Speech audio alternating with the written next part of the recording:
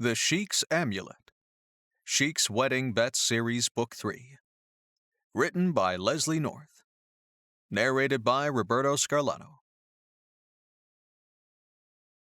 Chapter 1. I hear you're the last one standing. Jamin turned to the giggling female next to him and stiffened. She'd linked her arm through his and was running a finger up his arm. I'm not sure what you mean, he said with a frown.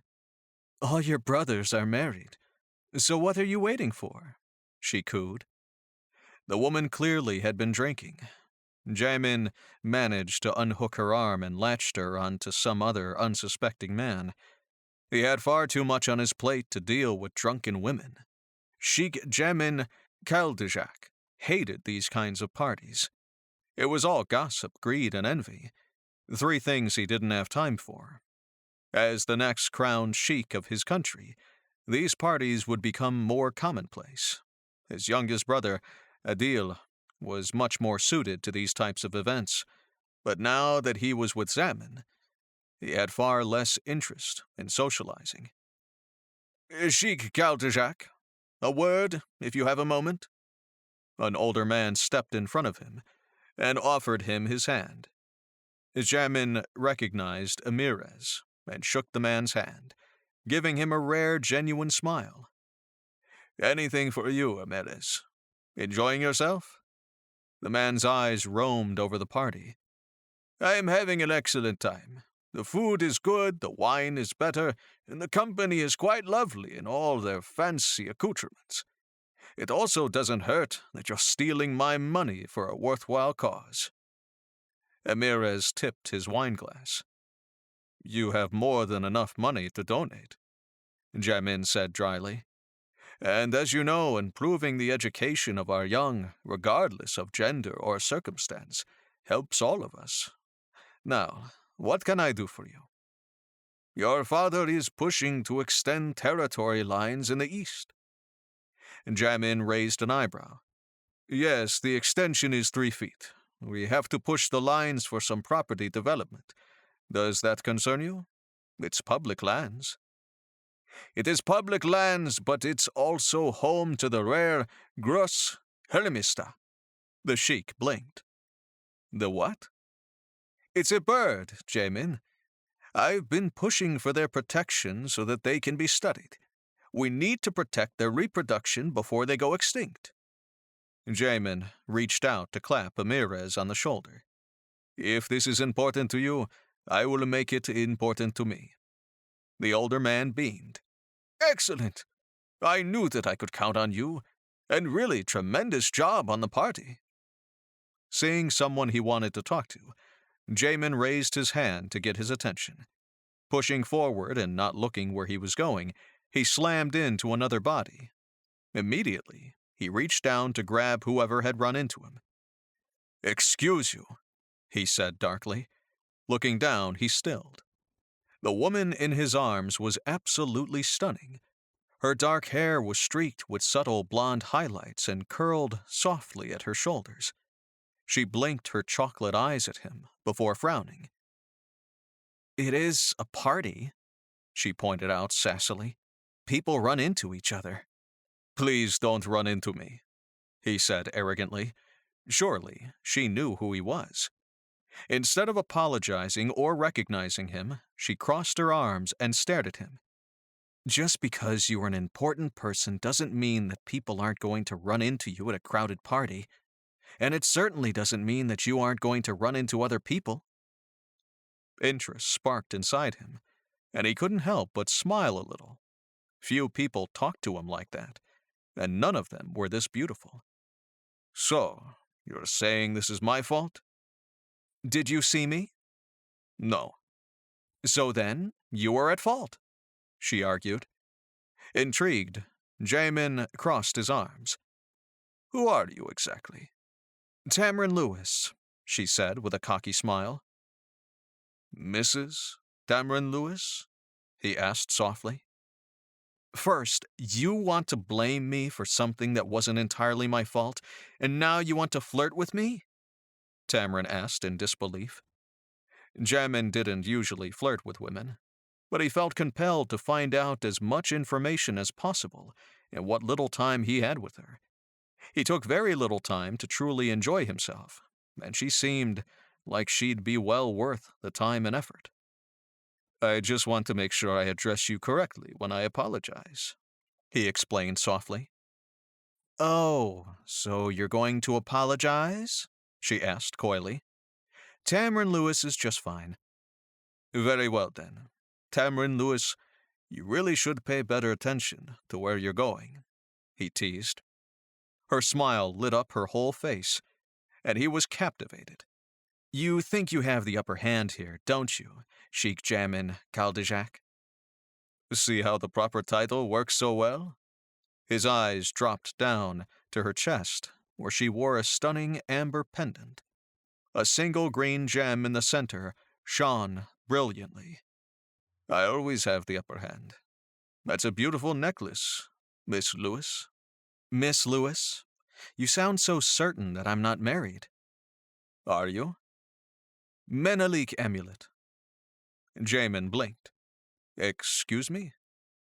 She reached up and touched the pendant around her neck. "It's called the Menelik amulet.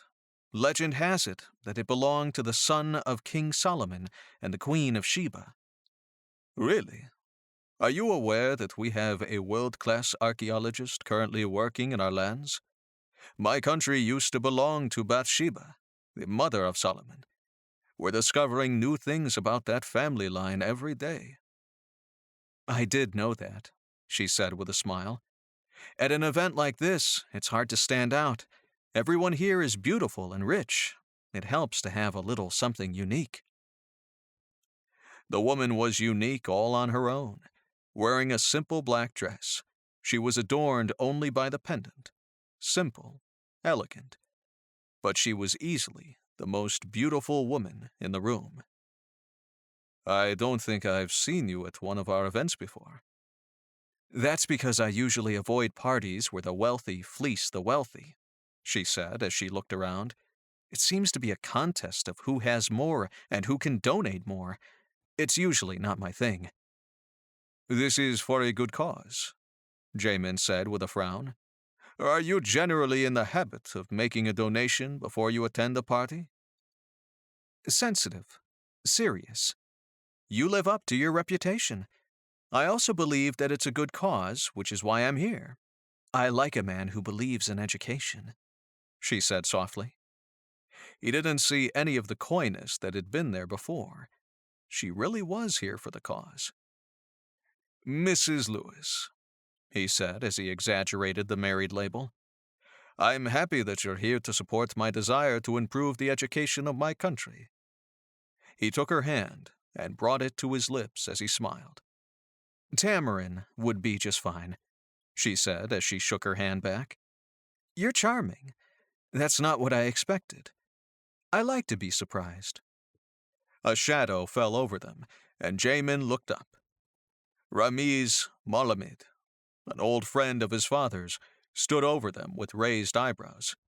"Jamin, is it possible that I could steal you away?" "Actually," Jamin said, not wanting to be interrupted. "It's fine." Tamarin backed away. "I'm sure there are quite a few people who would like to speak to you, and I would not want to monopolize your time. It was nice to meet you, Sheikh Jamin Kaldejak." Before she could melt away completely, he reached out and snagged her hand. "Come find me later." "Only if you promise that you're finally going to apologize." Winking, she touched a hand to her necklace again, and Jamin couldn't help but follow the path of her fingers. Turning, she managed to blend into the crowd before his very eyes. Ramiz watched him curiously. "She is a beautiful woman. Were you actually taking time to enjoy your own party, Jamin?" Pushing his shoulders back, Jamin looked up to Ramiz. "You said you needed something?" "Your father would like to speak to you. He and your brothers are up on the balcony level," Ramiz said as he pointed. Looking up, Jamin saw his family staring at him with smiles on their faces. They'd clearly saw him flirting with Tamarin. Feeling like a man condemned, Jamin shook his head and went to meet his family. He knew without a doubt that they were going to comment on the woman, but when his father requested that he appear, he couldn't deny him, no matter what. "Father, you wanted to see me?" Jamin said stiffly as he joined his family. They all leaned against the banister and stared down at the crowd milling below them. "Jamin, did I actually see you smiling at the party?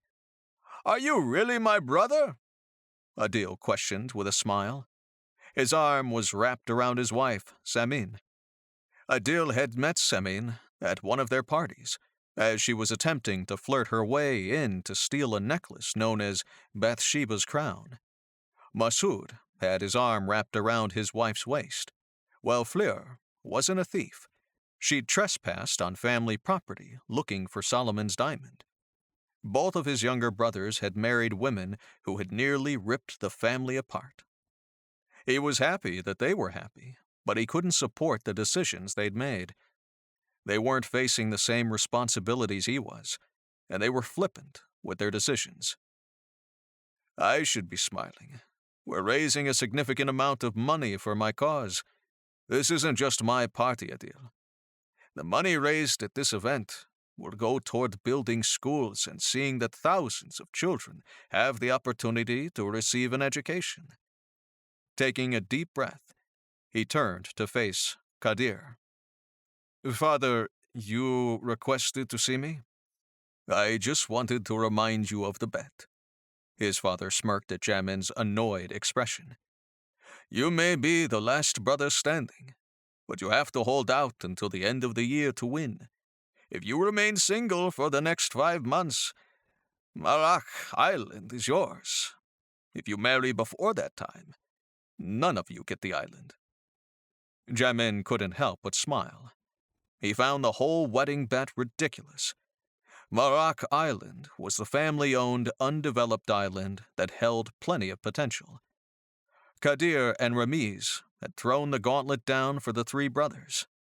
As some of the last remaining Sheikh bachelors in the neighboring countries, Jamin and his brothers agreed that whichever brother was still unmarried by the end of the year would take possession of the prized island. Privately, Jamin wanted to turn the island into a national park, a public space to help protect the wildlife of the area, and would include teaching facilities and vacation spots to help bring money into the country.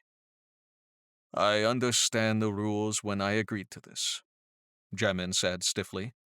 "I see no reason why I would marry within 5 months." He'd always expected to marry for political reasons, and he hadn't found an appropriate match. His father hadn't suggested anyone, and Jamin wasn't like his brothers, falling in love and putting a woman before his family responsibilities. That island was his. "Father, there is something I need to discuss before I forget. I had a word with Emir's David, and he has issues with your property lines to the east. We may need to put more research into the area before we push the change." Kadir frowned. "Why?" "Apparently, we need to help some rare birds reproduce," Jamin said dryly. Suddenly, a scream rose up within the crowd. As the guests gasped and looked around, Jamin tightened his grip on the banister as a female voice cried out, "It's gone! Someone stole it!" Chapter 2. Jamin was sexy.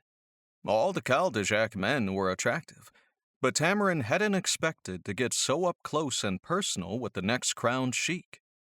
Her entire body had responded to their careless bantering, and for a moment, she'd gotten swept away. It was hard not to lock eyes with him as she made her move. Taking a deep breath, she reached up to touch the amulet. It was supposed to be a thoughtless gesture. A woman touching her necklace could mean a countless number of things. Maybe she was attracted to the person watching her. Maybe she was touching it for comfort or confidence. Only when she reached up to touch it, it was gone. Tamarin clawed at her neck and looked around in a panic. She heard a scream, and it took her a moment to realize that it had come from her. The guests were silent and staring at her, but the necklace was gone. The amulet was gone. "Someone stole it," she whispered. "Someone stole the Menelik amulet. It's gone. Oh God, it's gone." The crowd parted and Jamin reached her. "Tamrin, what's wrong?" His eyes immediately lowered to her bare neck, and he inhaled sharply. "The amulet." "What the hell kind of stunt are you pulling, Kaldajak?" a male voice boomed. "Why is my daughter panicking in the middle of your party?" Tamrin's eyes widened, and she positioned herself between the two men. "Father, calm down, please. It's not his fault. Someone stole the amulet." Wrapping her arms around her body, she stared at her father. She was trying to defuse the situation. But as she stared at the anger in her father's face, the anxious ball inside her tightened. Heaving her chest, she tried to catch her breath. "Someone stole the amulet," she repeated softly. Over and over again, the sentence ran through her mind. "How could you not have better security?" her father roared. "How is that possible? I want everyone in here searched. No one leaves until we find that amulet." Jamin grabbed Tamrin's arm and immediately hustled her out of the room with her father right behind them. The rumors were already circulating. She could hear the whispers and feel the heat of their stares. Once she and her father were in a private room, Jamin stuck his head out the door to speak to someone. Once the doors were closed behind him, Jamin looked at her sadly. "We have country leaders at this party, Tamrin. I'm sorry. I can't have people searched before they leave." "Someone stole it, Jamin. Someone stole my amulet. I can't breathe. I need to find it. I can't lose it. I can't. Please, you have to help me. You have to search them. I can't leave without it. I can't." Her eyes fluttered, and her whole body began to shake. Suddenly, she closed her eyes and felt the anxiety closing in, and she slid to the floor. When her eyes finally opened, her father and Jamin were staring down at her. "Tamrin, are you okay?" Jamin asked softly as he leaned down to stroke her head. Inhaling, she breathed air into her lungs and lifted herself up. "I'm fine," she muttered as she pressed a hand to her head. "Seriously, I'm fine."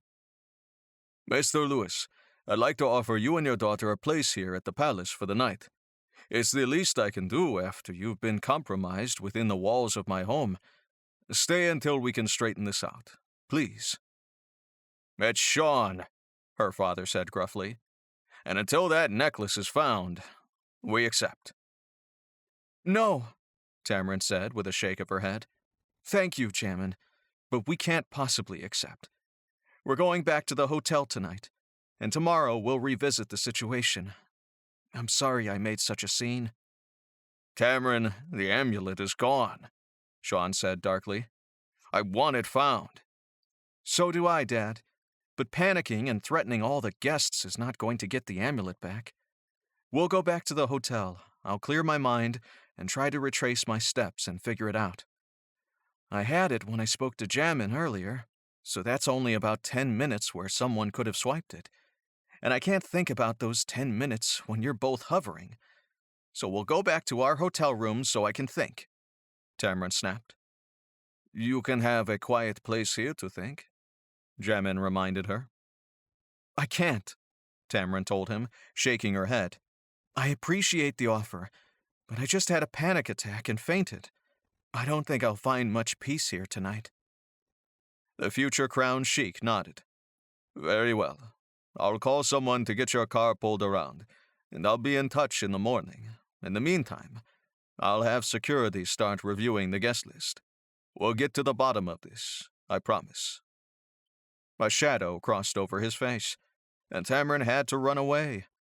He thought it was all his fault. He was bearing the responsibility, and she couldn't look at him. Sharing a private look with her father, she took his arm, and he led her out. Jamin tapped his finger furiously on the wood table. He didn't personally know everyone at the event, but there was no one hurting for money.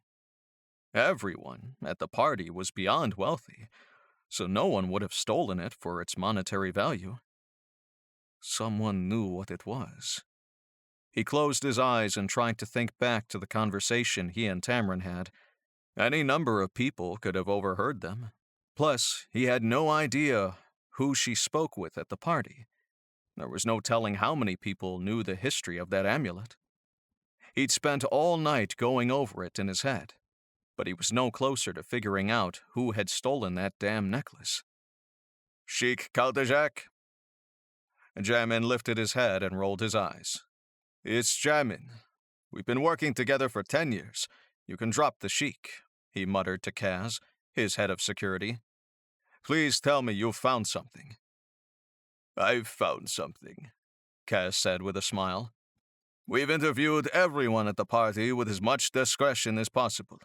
No one has admitted to anything, but the serving staff have all mentioned an individual in particular who we can't account for. A black-haired woman who came in with the caterers. No one is sure where she came from or where she disappeared to. Good, Jamin nodded. That's good. We have a lead. Then he frowned. Kaz noticed. I thought you'd be more excited. She stole from the most well-protected structure in this country. You are the best-trained security guard that money can buy. I can't even begin to imagine how talented this woman is. You have to respect that kind of talent. Sir? Jamin shrugged and stood. I want everyone out looking for her. I might respect her talent, but she still stole from my party, and I want her found. Kaz smiled. Yes, sir. Keep me updated. I'm going to talk to Tamrin and inform her of the good news.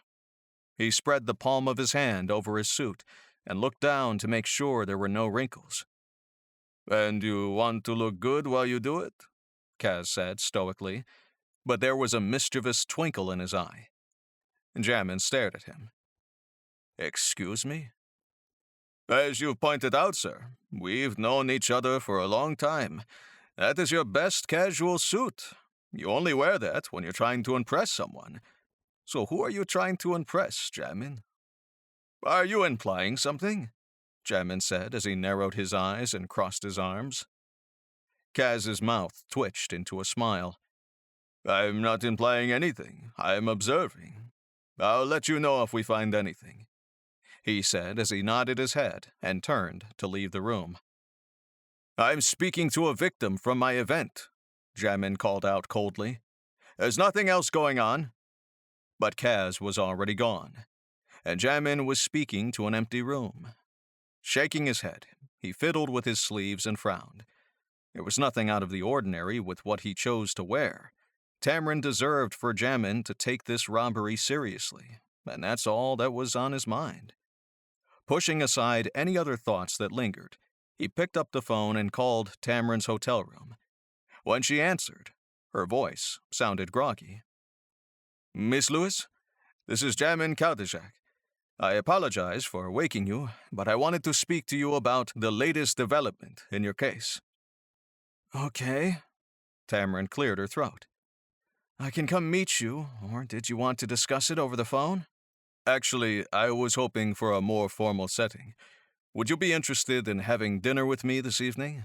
In a strictly professional manner, of course. Your father is invited as well. That won't be necessary. It was my necklace, and I'll be responsible for communicating with you.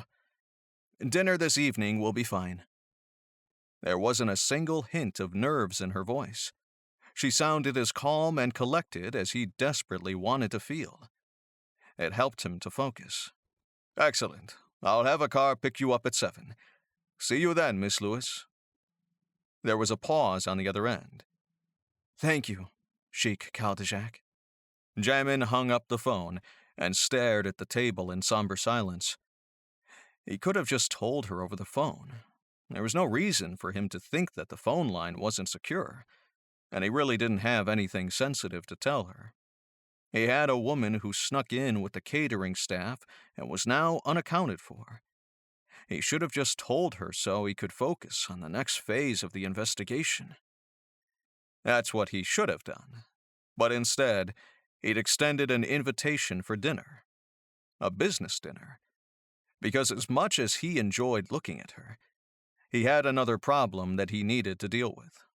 Someone stealing from his party was a serious lapse in his security, and he couldn't risk that kind of information getting out. Jamin needed to charm Tamrin and convince her to let him handle things from the inside before everything spiraled too far out of control. Chapter 3. Jamin had a private table waiting at the most exclusive restaurant in the city. On the VIP balcony, they would have the privacy and quiet to discuss the theft, but she would be able to see the diners and dance floor below. He hoped that it would afford the distraction that she might need from the difficult situation he'd managed to put her in.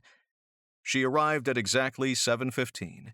His driver had already informed him that Tamrin had been ready, and there would be no delays in the evening. It was important to Jamin that everything go to plan. They would order wine and dinner. Over the appetizer, he would discuss what he had found. Over dinner, he would ask her for more information on the amulet. And over dessert, he would discuss his plan with her.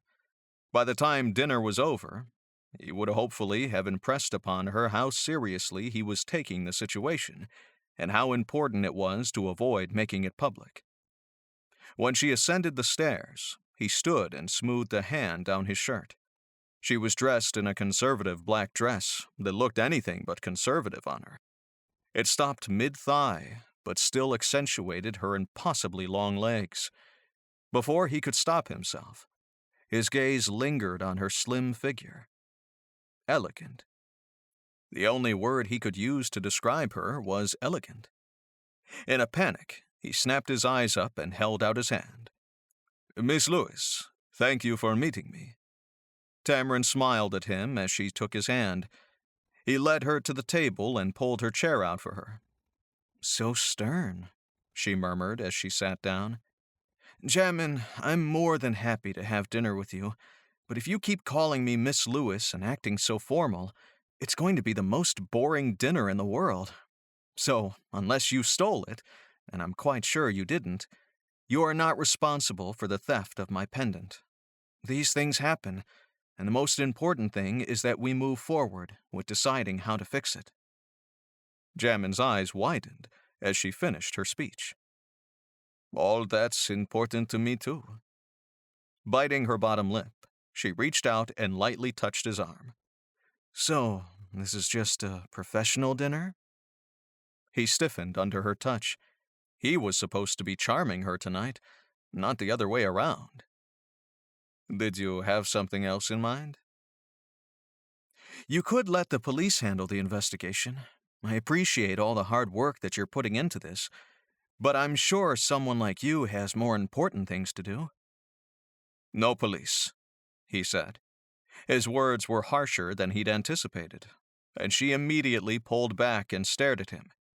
"Excuse me? What do you mean, no police?" she asked, suspiciously.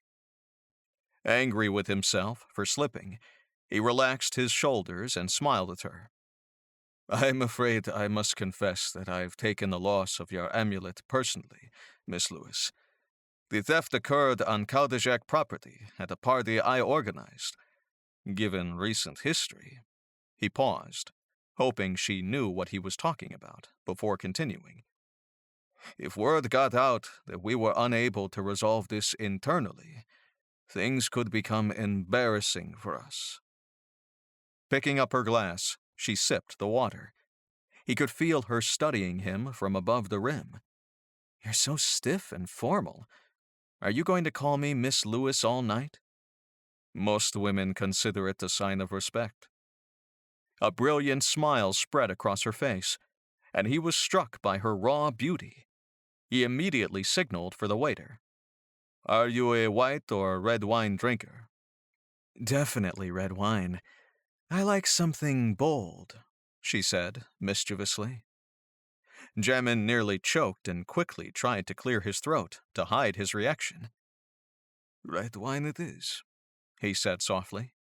The waiter came around, and he ordered a Barolo. He hoped she would enjoy its rich, peppery taste. He also ordered their appetizer and gave her a few minutes to look over the menu. After the wine was poured and the dinners were ordered, Jamin tried to take control of the conversation. Security has found an individual who's unaccounted for within the catering staff. A black-haired woman entered, claiming to be a last-minute substitute, but no one can account for her after the party started. My guards are now privately interviewing everyone at the party to see if we can pinpoint her actions during the event. I can't say that she's the one who lifted the necklace, but the fact that she's unaccounted for is telling.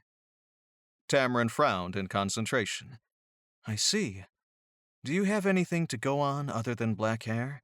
I mean, over half the females at the party had dark hair, and I really didn't pay any attention to the catering staff.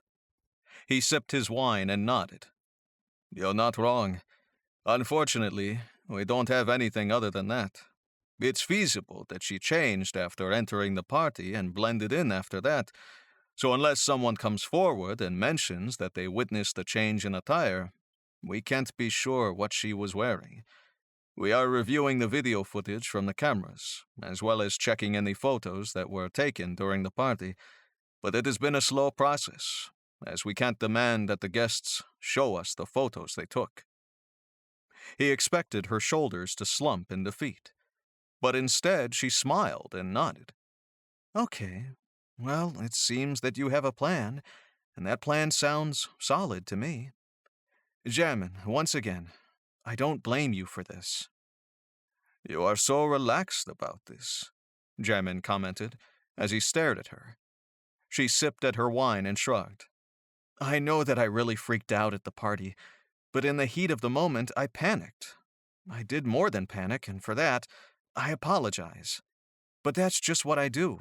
I react, and then I calm down and think everything through. You will find that I am normally relaxed, and I will stay relaxed. I appreciate that. Jamin, you don't have to stay so uptight. I trust you. I need you to trust me, and this dinner is an excellent start with that. He couldn't help but smile. Just being in her presence made all the muscles in his body relax. This was a sensitive situation, but her reaction to it made everything better. And it was contagious. She was happy and positive, and now he felt the same. For the first time in months, he was enjoying himself. Okay, he said softly as he stared at her. I trust you. Her smile was almost triumphant, and she ate with gusto. Everything that she touched, everything that she ate, seemed to bring her even more pleasure. For an odd moment, he felt peaceful watching her. Despite the reason for their dinner, he felt a sense of pleasure just being with her. She was completely at ease, and that was something he envied. He hadn't felt at ease with himself for a very long time. When dinner was over, he realized that he wasn't quite ready for the evening to end, but there was nothing left for him to do. After paying for dinner, he stood and nodded. Tamarin, thank you for an enjoyable evening. I'd like to leave this by assuring you that I will do everything within my power to find your amulet. Tamarin gave him a surprised look. Jamin, you make it sound like this is over. I've been watching people dance downstairs all evening, and now I would like to join them. What? He frowned. I am not sure that would be appropriate. Appropriate? She said with a laugh. Jamin, I can tell how tense you are. I appreciate how serious you take this matter, but if you can't loosen up a little, you're not going to figure this out. His forehead creased as he tried to connect the dots. I'm not sure what one has to do with the other. When that necklace was stolen from me, I expected to be dealing with the police. The fact that you have taken this under your wing is flattering, but I know that you have a lot on your plate.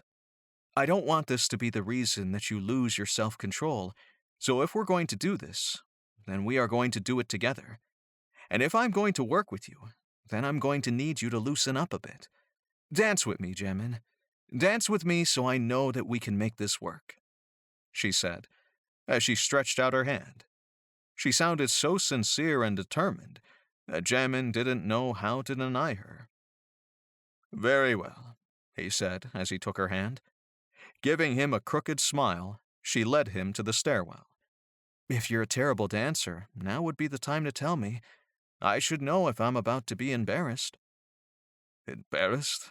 I've had dance lessons since I was 5, he said dryly. "You'll have to keep up." Laughing, she pulled him to the dance floor and flowed easily into his arms. "Dancing is about having a good lead, so this is only going to work if you can lead."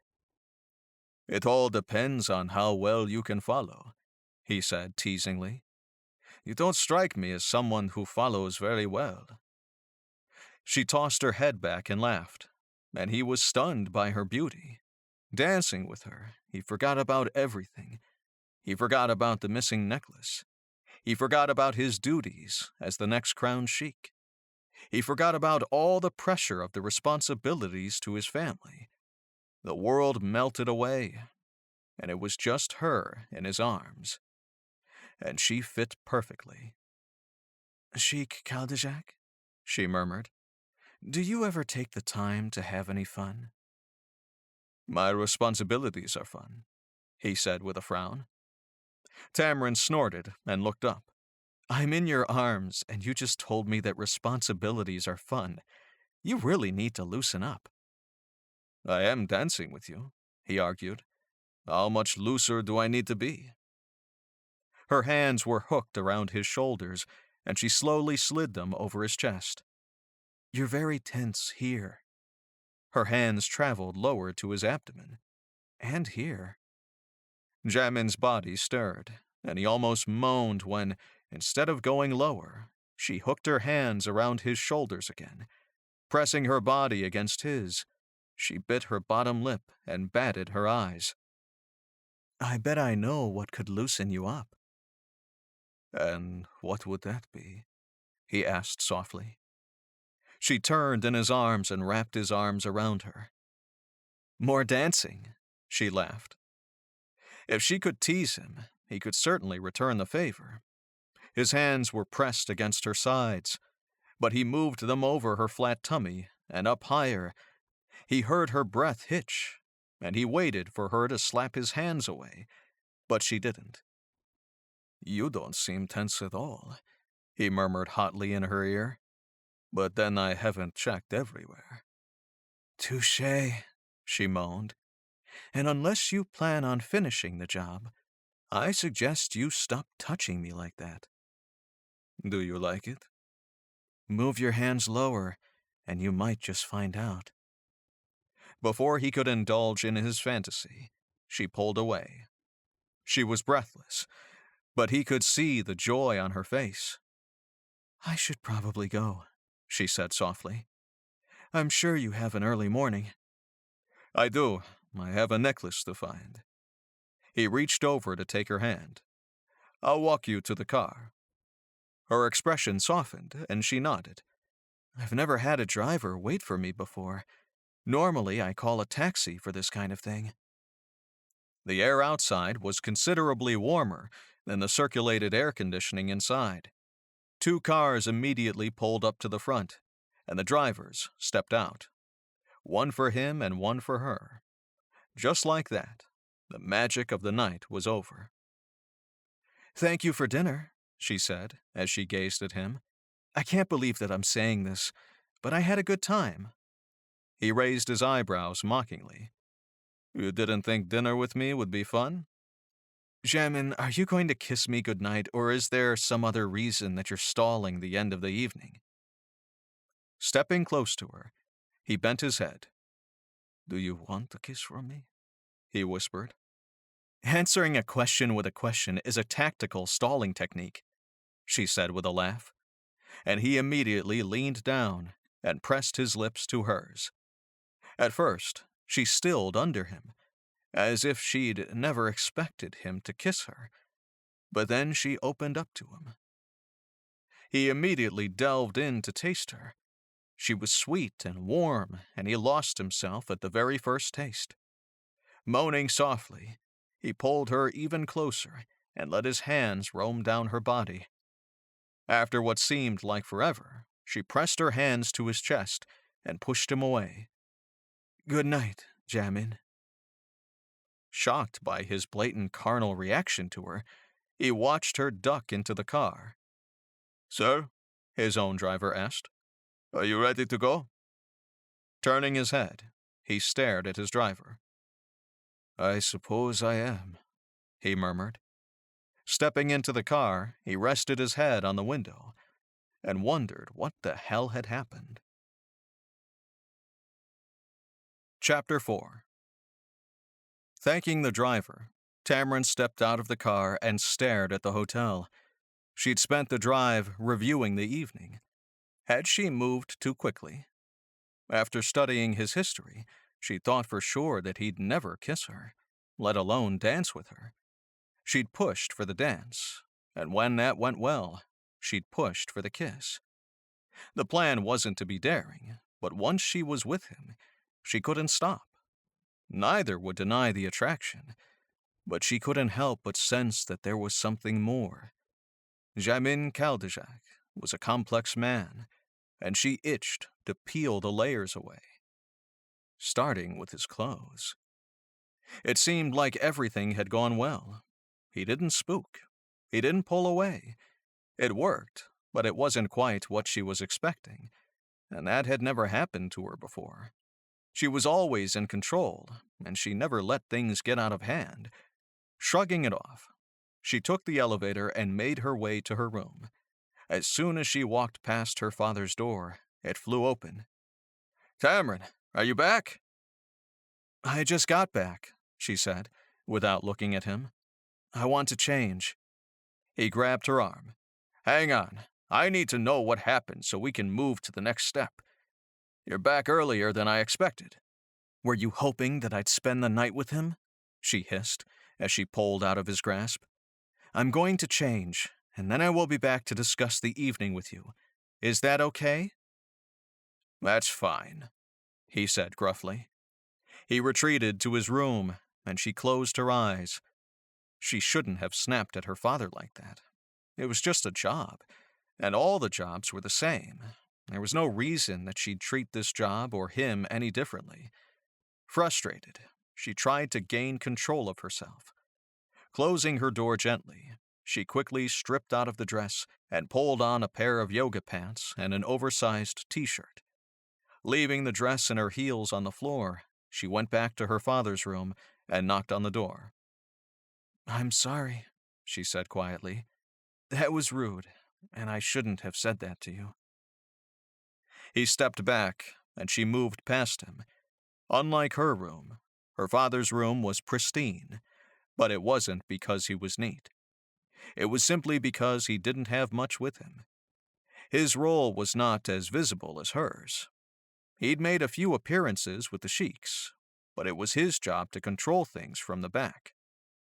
"The night went well," she said with a sigh. "We were all business in the beginning, but he was attracted to me. It made him easy to read, and I was able to get him to relax. He wined and dined and danced, and I got him to kiss me goodnight. Overall, I would call it successful." "Did he ask to see you again?" Sean demanded. "See me again? He doesn't have to. He's going to involve me in the investigation. It's a given that he'll be seeing me again," she muttered. Her father shook his head. "That's not good enough.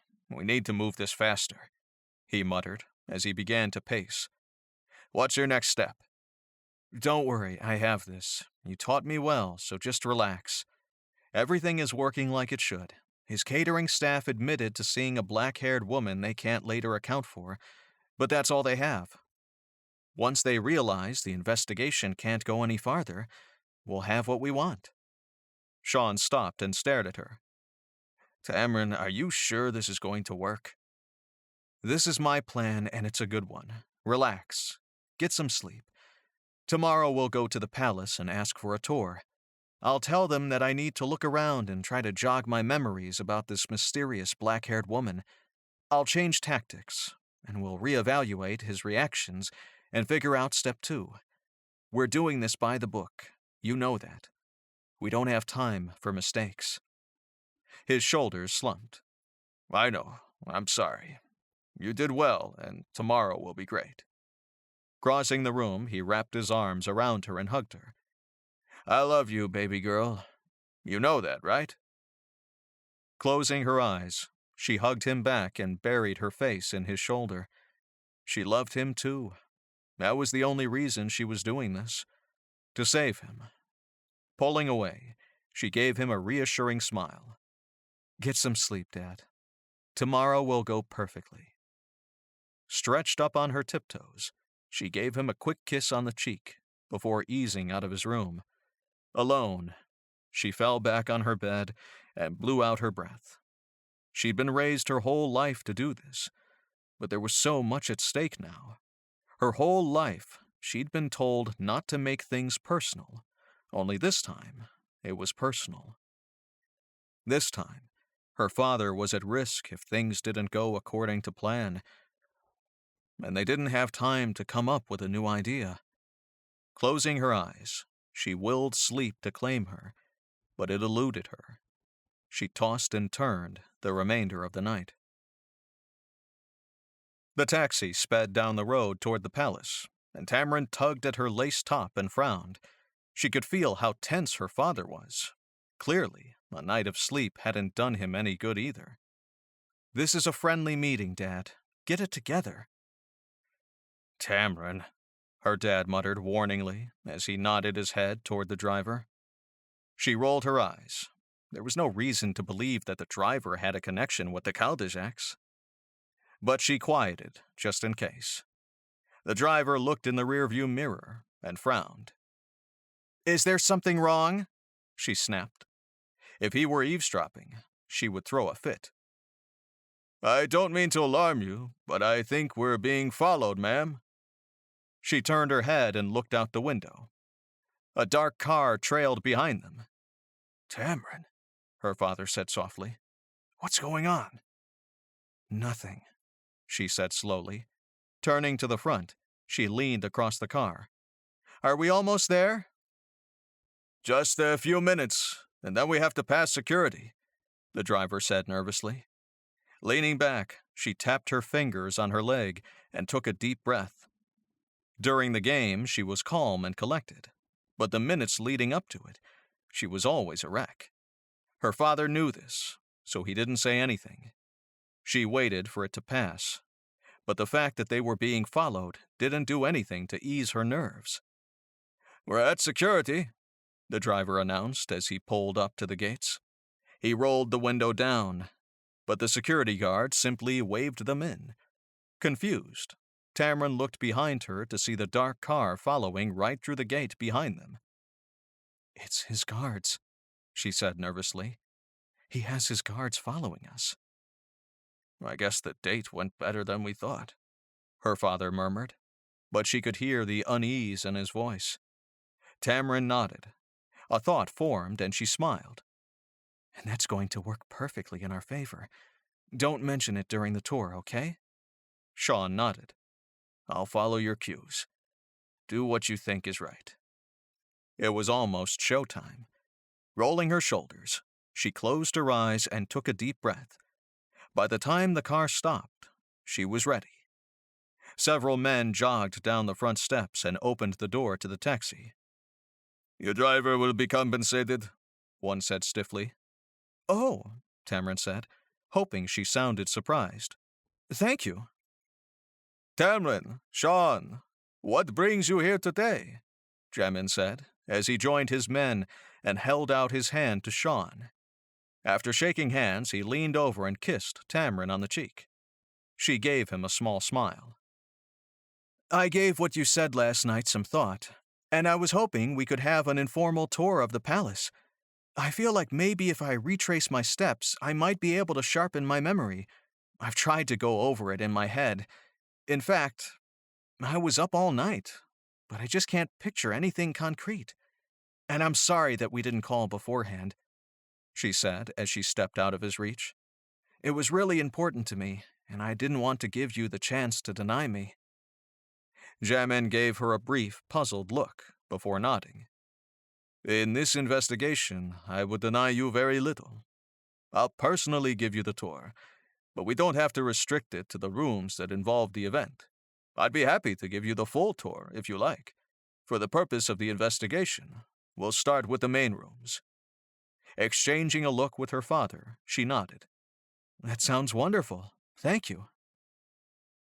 Excellent. Right this way.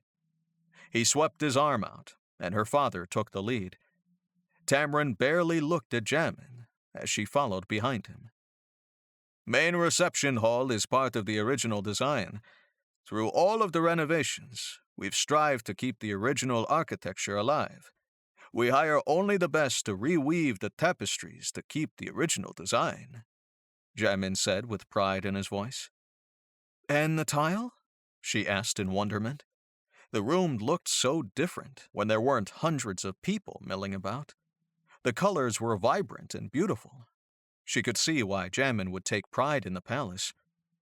Where some had attempted to modernize the country, the Kaldishaks instead tried to blend the modern with traditional. Unfortunately, not original. So many cracked over time and couldn't be fixed, so we had them reproduced to match the original pattern. Does it trigger anything? Tamrin wrapped her arms around her body and looked around. I'm afraid not. There were so many people in here that night. All I can think about is how different everything looks now that we're alone. Come on, he said gently. We have a few more rooms to look at. Maybe one of those will help us. She followed him and listened as he talked about the palace. From what she'd heard about him, he was all business, but she could tell that he found pleasure in his home. Seeing this side of him, she could understand how easy it would be to become attracted to him. But being attracted to him did not fit in with the plan, and unless things moved along fast enough, they would be out of time before they could secure the money. No, she needed to keep this sexy Sheikh at arm's distance. She just hoped that part of the plan would be agreeable to everyone. At the end of the tour, she gave him an apologetic smile. I'm so sorry.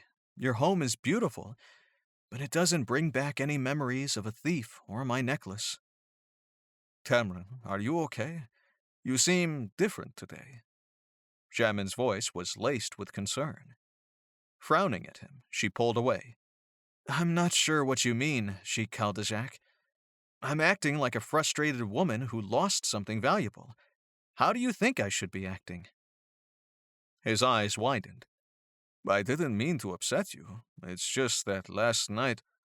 Last night, you were confident that you could find my necklace, she said sharply as she cut him off. This morning you have nothing new to report. Tamrin, he said, you have to give me more time. I am. She tried to force a smile. I apologize. I'm trying to be patient, but I'm not very good at it. I'll keep trying to recall something. Thank you for your help. If you don't mind, we'll leave now. She turned and gestured to her father. Of course. I'll have a car return you to your hotel, Jamin agreed. She merely nodded as they walked out of the palace. Everything okay? Her father asked softly as the driver pulled up and walked around to open the door. Tamrin and her father slipped inside before she responded. Everything is fine. It went perfectly, she said quickly before the driver got back in. They fell silent as the car started up and began moving. But once they were outside the gate, the driver started checking the rearview mirror too frequently. Tamrin was about to harshly remind him to keep his eyes on the road, but a bad feeling settled in her gut. Turning her head, she saw a car following them, too closely. The car accelerated and bumped them from behind, and Tamrin's eyes widened when she thought she saw the flash of a gun. Get down! She shouted. The glass behind them shattered, and her father immediately grabbed her and pulled her down. The car began to careen and Tamrin screamed, clutching at the armrest to keep from being thrown off the seat. Are you hit? Her father asked. But before she could answer, the car ran off the road and hit a tree. Tamrin's seatbelt tightened around her, but she still flew forward and hit her head on the seat in front of her. "Dad, why is someone shooting at us?" Tamrin cried as she struggled with her seatbelt. Her heart hammered against her chest, and she tried to stay in control, but her fingers were shaking, and she couldn't find the release. Sean reached over and unsnapped her belt. "Stay calm," he ordered quietly. "Get out on my side of the car, and keep the car between you and the road." He opened the door and crawled out. After a moment, he gestured for her to follow. "The driver?" she croaked. As she glanced back, she saw blood smeared along the seat. The driver was slumped over the steering wheel. Her father reached in and pressed his fingers against the man's throat. "He's alive. Keep an eye on the road and let me know if the car comes back." He freed the driver and started to drag him out. "Okay," she breathed. "We're all alive. We're going to stay alive. Why are people shooting at us?" She tried to focus on the facts, but when a dark car began to creep down the road toward them, she felt the panic set in again. "Dad, another car is coming. If we're going to hide, we need to do it now." "Duck into the trees," her father ordered. "What about you?" she cried out as the car got closer and closer. "I'm coming. I can't just leave this man behind," her father said as he struggled to pull the man around the car. Unwilling to leave her father behind, Tamrin went to help him. Her father glared at her, but he didn't order her away again. When the car stopped, 3 men got out. "Mr. and Mrs. Lewis, we're the Cul-de-sac guards. You're safe. Come with us." Immediately, her father began to pull the driver toward the guards. "Can we trust them?" she asked as she held her ground. She looked past the car, but the road was still empty. "They weren't the ones shooting at us," her father said grimly. "Come on." For a moment, Tamrin only stared at her father. In the whole mess, she had not once looked out the window to see who was shooting at them, and neither did he. So if he knew that the guards weren't the ones who shot at them, then he already knew who did. What the hell was going on? Chapter 5. Jamin watched anxiously as his guards returned with Tamrin and her father. Blood stained both of their hands. "Were you shot? They didn't say you were hurt. I'll call the doctor." "It's not our blood, but we do still need a doctor," Tamrin said without even looking at him. "Your driver hit his head pretty bad when we crashed, but he hasn't been shot." For a moment, he just stared. Then he remembered that he was in charge, and he pushed his concern for Tamrin aside. Now was not the time to wonder about the beautiful woman's sudden personality change. He didn't have time for that. "Take the driver into the lounge and call for the doctor. I want security doubled at the gates and 2 men on each of my brothers and my father. And I want to know who was shooting at my guests. Now!" he ordered. Immediately, his men scrambled. Jamin focused on Tamrin and her father. He knew that he didn't have to worry about his guards. They were trained to perform easily under all kinds of pressure. A shooter wouldn't shake them. Tamrin, on the other hand, was still shaking. He yearned to take her in his arms and reassure her that he would protect them. But he knew she would shrug it off. Even in the wake of her panic, he could see the coldness in her eyes. Something was wrong. "I'm afraid that this time I must insist that you stay here. Since I have to assume that whoever shot at you is connected to the missing necklace, this is on me, and you will remain here for your safety." Sean shook his head. "It's not on you, son." "We'll stay," Tamrin said abruptly. "Someone shot at you, Dad." She glared at Jamin, and for a moment, he could have sworn that she blamed him. It was just as well. He also blamed himself. "If that will make you feel better," Sean said softly. "I'm going to coordinate with the guards," Jamin muttered.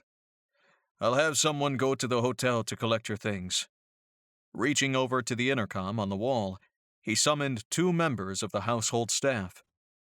If you'll follow these ladies, they'll show you to your rooms. I'll see you again for lunch." Unable to help himself, he reached over to brush his hand over Tamrin's arm. "I'll take care of you." "I appreciate that, but I can take care of myself," she said without inflection as she pulled away. Taking her father's arm, she left Jamin alone in the foyer. "What the hell?" Jamin muttered as he left the house and jogged down the front steps. At no point had he thought a theft would turn into a shooting, and he couldn't even begin to figure out Tamrin. But right now, his main focus was protecting his father and his family. That meant trying to figure out the identity of the shooter and who they were after. The guard at the gate saw Jamin coming and already had the door unlocked for him. "Sheikh, how can I help you?" "I want the video from the last hour sent to the head of security. The shooter had to follow them from the palace, and I want images of that car. How far out do the cameras scan?" "Long-range cameras will show up to 1 mile in both directions, sir. Plus, we have the CCTV cameras along the major routes we can access." "Good. Send what you have to Kaz. And if any car that you cannot identify enters within a 5-mile radius, call Kaz immediately." "Yes, sir." Jamin nodded before turning to go back inside.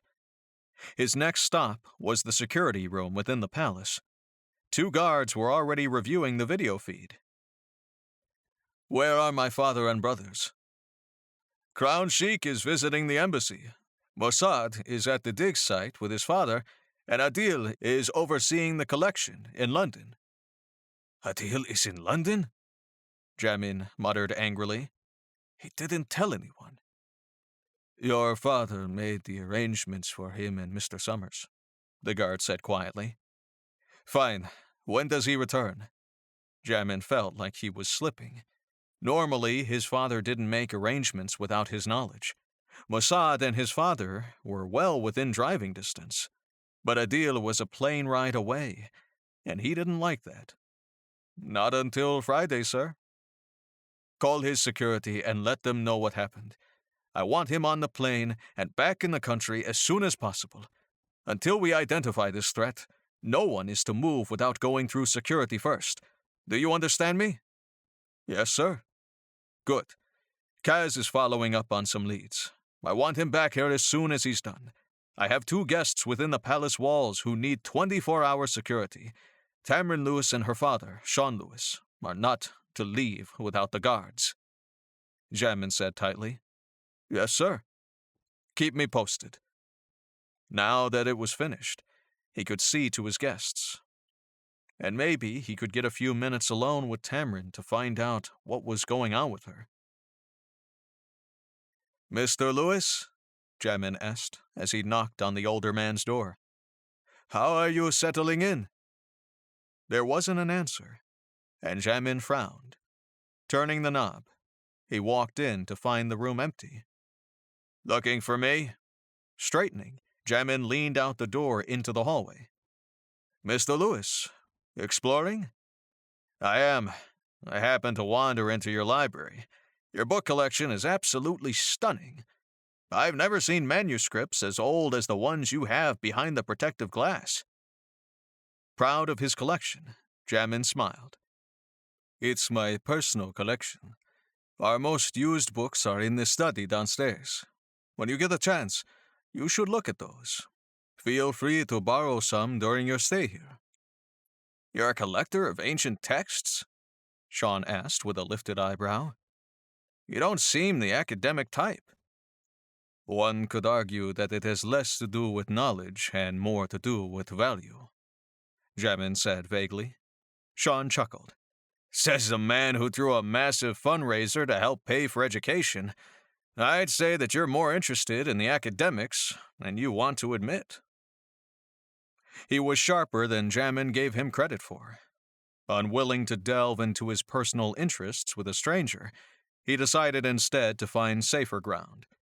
"I don't want to keep you from your job, but I don't want you or your daughter leaving the palace until we can get a handle on the situation. I'd be more than happy to vouch for your whereabouts. Where do you work? No worries, Sean said with a smile. I'm a freelance consultant, so I can work just as well from here as anywhere else. Jamin noted that he didn't seem inclined to go into any personal details of his work. There was something off about the man that made him suspicious, but it wasn't enough for him to pursue it. Yet. I'm going to check on your daughter. If you need anything, please don't hesitate to ask. Speaking of my daughter, Sean said quickly, what's your interest in her? Jamin squared his shoulders. Excuse me? I know you understood the question. I don't want my daughter staying here if you're putting pressure on her in any way. She's a very independent woman, and she won't take well to you throwing your weight around. Bristling, Jamin faced Sean and narrowed his eyes. I don't throw my weight around. Your necklace was stolen on my property. You were shot within 20 miles of my palace. You and your daughter are now the responsibility of the Kaldishak family. And I'm the only one here right now. So I don't know what impression you've gotten, but the only weight I'm throwing around here is the one that's going to keep you and your daughter safe. And for the record, that is the only time I'll allow you to speak to me in this manner. Do you understand? My apologies, but she's my daughter. I'll face off with anyone to protect her. Fine, Jamin said tightly. Don't leave without security's consent. Tamara went shopping. She took 2 guards with her, but she's not here. When she's nervous or upset, she shops. I imagine she'll be gone for a few hours. Flabbergasted, Jamin stared at him. I've been gone for less than an hour, and she went shopping? How was she able to leave without my knowing? He shrugged his shoulders.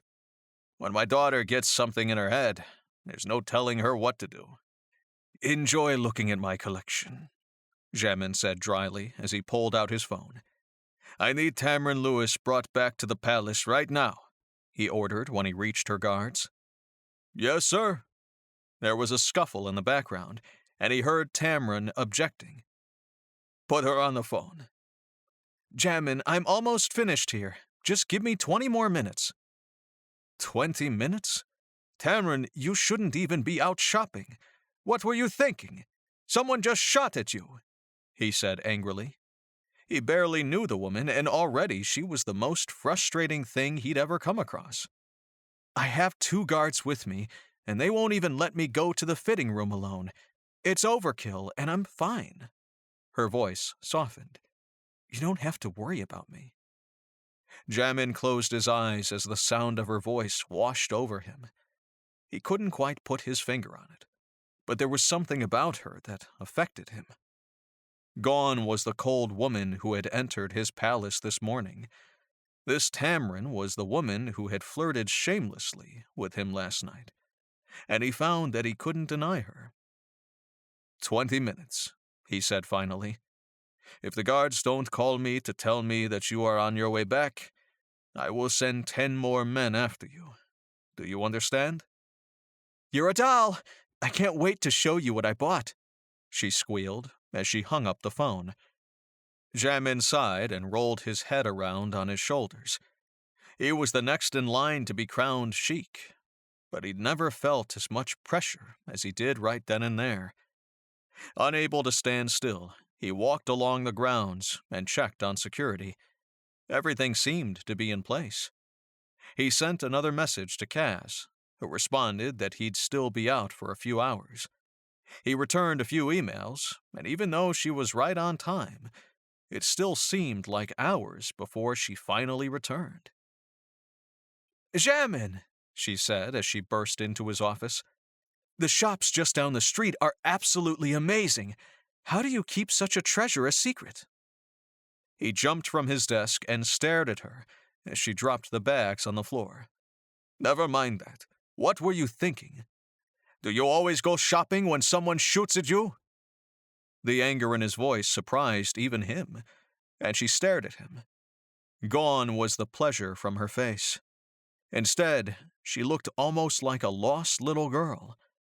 Clasping her hands in front of her, she took a deep breath. I don't know, Jamin. I've never had anyone shoot at me before. Or shoot at my father. Before the tears that were gathering in her eyes could fall, he was up and wrapping his arms around her. I'm sorry, Tamron. I didn't mean to yell at you. I was worried. She returned his embrace and buried her head in his shoulder. I'm sorry, too. I shouldn't have left. It was all I could think about, and I needed something to distract me. I'm going to protect you and your father, Tamron. Don't think about it, okay? Why don't you just show me what you bought? She sniffed and wiped her eyes with the palm of her hand. Pulling away from him, she grabbed the first bag and pulled out the first dress. In quick sequence, she showed him all the brightly colored dresses, some more scandalous than others. I think you'll look beautiful in them, he said softly. Where are you going to wear them to? Giving him a coy smile, she pulled out a red dress that scooped low at the neckline and fell high along her thighs. I was hoping you would invite me back out to dinner again, she said softly. Dinner? He asked as he cocked his head. Your father might have a few choice words to say about that. He leaned back in his chair and regarded her with a curious gaze. He didn't like her split personality, but he couldn't help but stare as she swayed her hips when she walked toward him.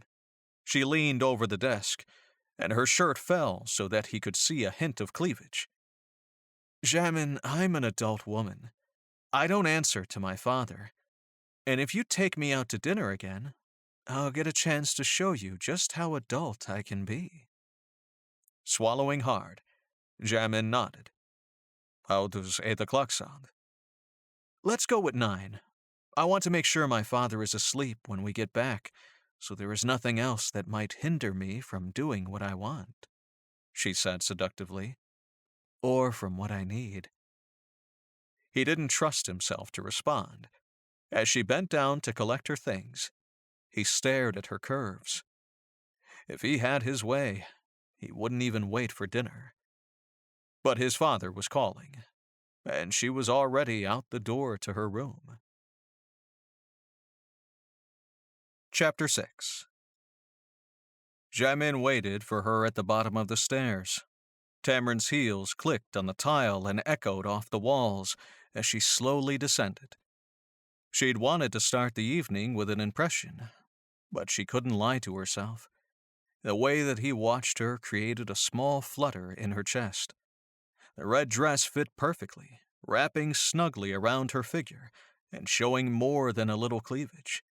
The opaque, stretchy fabric stopped teasingly just above her mid-thigh, but there was a thin veil of fabric that tied around her waist and swept over one side. She'd bought red heels to match, and she'd curled her hair and swept it over one side to bare her throat. As she watched his Adam's apple bob with each hard swallow, she couldn't help but think of the kiss they'd shared a couple nights ago. Although she'd played it cool, it was heart-stopping for her. She hoped he was thinking the same. You look beautiful, he said hoarsely as he held out his arm. Thank you, she said demurely, as she hooked her arm through his. These are my dancing shoes, so I hope there will be some music involved in our dinner. You didn't ask for dancing. You just asked for dinner, he teased. She mocked indignation as she stared at him. Oh, Jem, I know you're an intelligent man. Surely you can tell what a woman wants. His beautiful mouth twisted into a smile. I didn't say there won't be dancing. I'm simply pointing out that you didn't ask for it. Jamin held the door open for her, and she laughed as she walked through. The man never ceased to surprise her. Outside the front steps was a limousine with 2 dark cars waiting in front of it, and another 2 behind it. A limousine? She asked with a raised eyebrow. I was thinking tonight would just be informal and fun. It can be. However, this limo has bullet-resistant glass. I might have agreed to dinner, but I'm not taking any chances. When we go out tonight, we're not going alone." Tamrin exhaled slowly. The memory of the shooting was still fresh in her mind, and even though she was trying to pretend that it didn't get to her, she was happy for the extra protection. Her plan hadn't included a shooting, but that didn't mean she was about to abandon it now. "As long as I have the illusion of being alone, I can't complain." "Will it be an illusion if I'm right there with you?" he whispered in her ear while the driver opened the door. Tamrin turned her head and was tempted to steal a kiss from him. Instead, she smiled. "Admittedly, I'll be much happier when I really am alone with you. I think you will be too." Chuckling at his wide eyes, she slipped into the limousine and waited. She'd hoped that he'd sit right next to her, so she could put her hands on him. But he picked the seat across from her instead. She crossed her legs slowly so that his gaze could follow the movement. "Champagne?" he offered as he pulled out the bottle and 2 glasses. "Lovely. Tell me, Sheikh, what do you do for fun?" "Fun?" he asked as he handed her a glass. "I review paperwork and give speeches." Laughing, Tamrin shook her head. "Fine, don't answer the question. Tell me about your brothers. Adil has always had a reputation for being a playboy, and yet he's settled down. Is that your father's doing? Trying to leash the scandalous one?" "Hardly," Jamin growled with an eye roll. "The only person who can leash Adil is the woman he married. Samin and Adil are a match of love. He's smitten, and that works well in our favor. If I need Adil to do something, all I have to do is ask Samin." "Adil in love? That's one for the books. Do he and Masood live in the palace? I didn't see them." "Yes, but we're a busy family. You may not see them very often, and I'll make sure that you're not disturbed. Besides, we all have our own suites within the palace. You and your father are in the guest suites. My father has the biggest suite on the west side. Masood lives in the suite on the east. Adil lives in the suite adjacent to yours." "And where do you live?" "I prefer a little more privacy. I reside in the apartment that's a quarter of a mile south of the palace." "Really?" Tamrin asked with a raised eyebrow. "I figured you for the man who liked to be in the middle of the action." "I do, and my office is right next to my father's, but when I sleep, I want to be as far away from my brother's drama as possible." "Drama?" She laughed and drained the rest of her champagne. The bubbles were warm in her belly. "That sounds more like a palace of girls than grown men." "Do you have any siblings?" Jamin asked dryly. Tamrin opened her mouth before snapping it shut. "No." "And you have no idea what it's like." He held up the champagne and she let him pour another glass. Normally, she didn't drink all that much, but she could handle her alcohol, and she felt like she needed a little extra liquid courage. Jamin made her a little nervous, and she didn't like it. Normally, she was calm and collected around men. The limousine stopped and she glanced out the window. "Jamin, we're in the middle of a field." "Courtyard," he said with a smile as the driver opened the door. Confused, she took his hand and let him pull her out. Between 2 lit arches was a dinner table adorned with fresh flowers. Truly surprised, she looked to see 2 staff members standing quietly in the corner with a cart full of covered trays. Below the hill were more tables and a dance floor. There were quite a few couples dancing as the laughter and music floated from below. "This is amazing," she said honestly. "Where are we?" "It's a pavilion owned by the DeLuca restaurant. They only host private parties in the courtyard, but I'm allowed to crash whenever I like. This is the VIP area," he said as he swept his arms out. "And believe it or not, it's an easy area to protect." Jamin, I'm not easily impressed, but this takes the cake, she said softly as she reached out for him. He took her hand and led her to the table, where he pulled a chair out for her. When she sat down, he leaned down and surprised her again when he kissed her bare shoulder.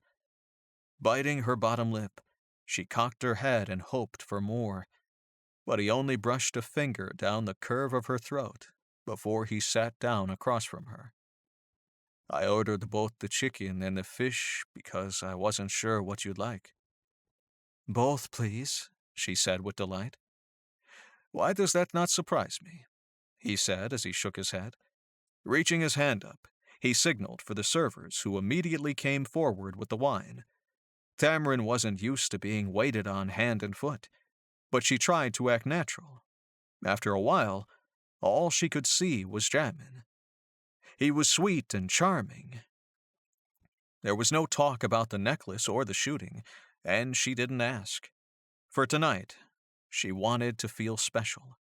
She wanted to forget all about the damn amulet and feel like a woman on a date. Jamin seemed to understand that. You know, you're supposed to be the most uptight of the brothers. No one has ever seen you out on a date, she said as she fingered the stem of her wineglass.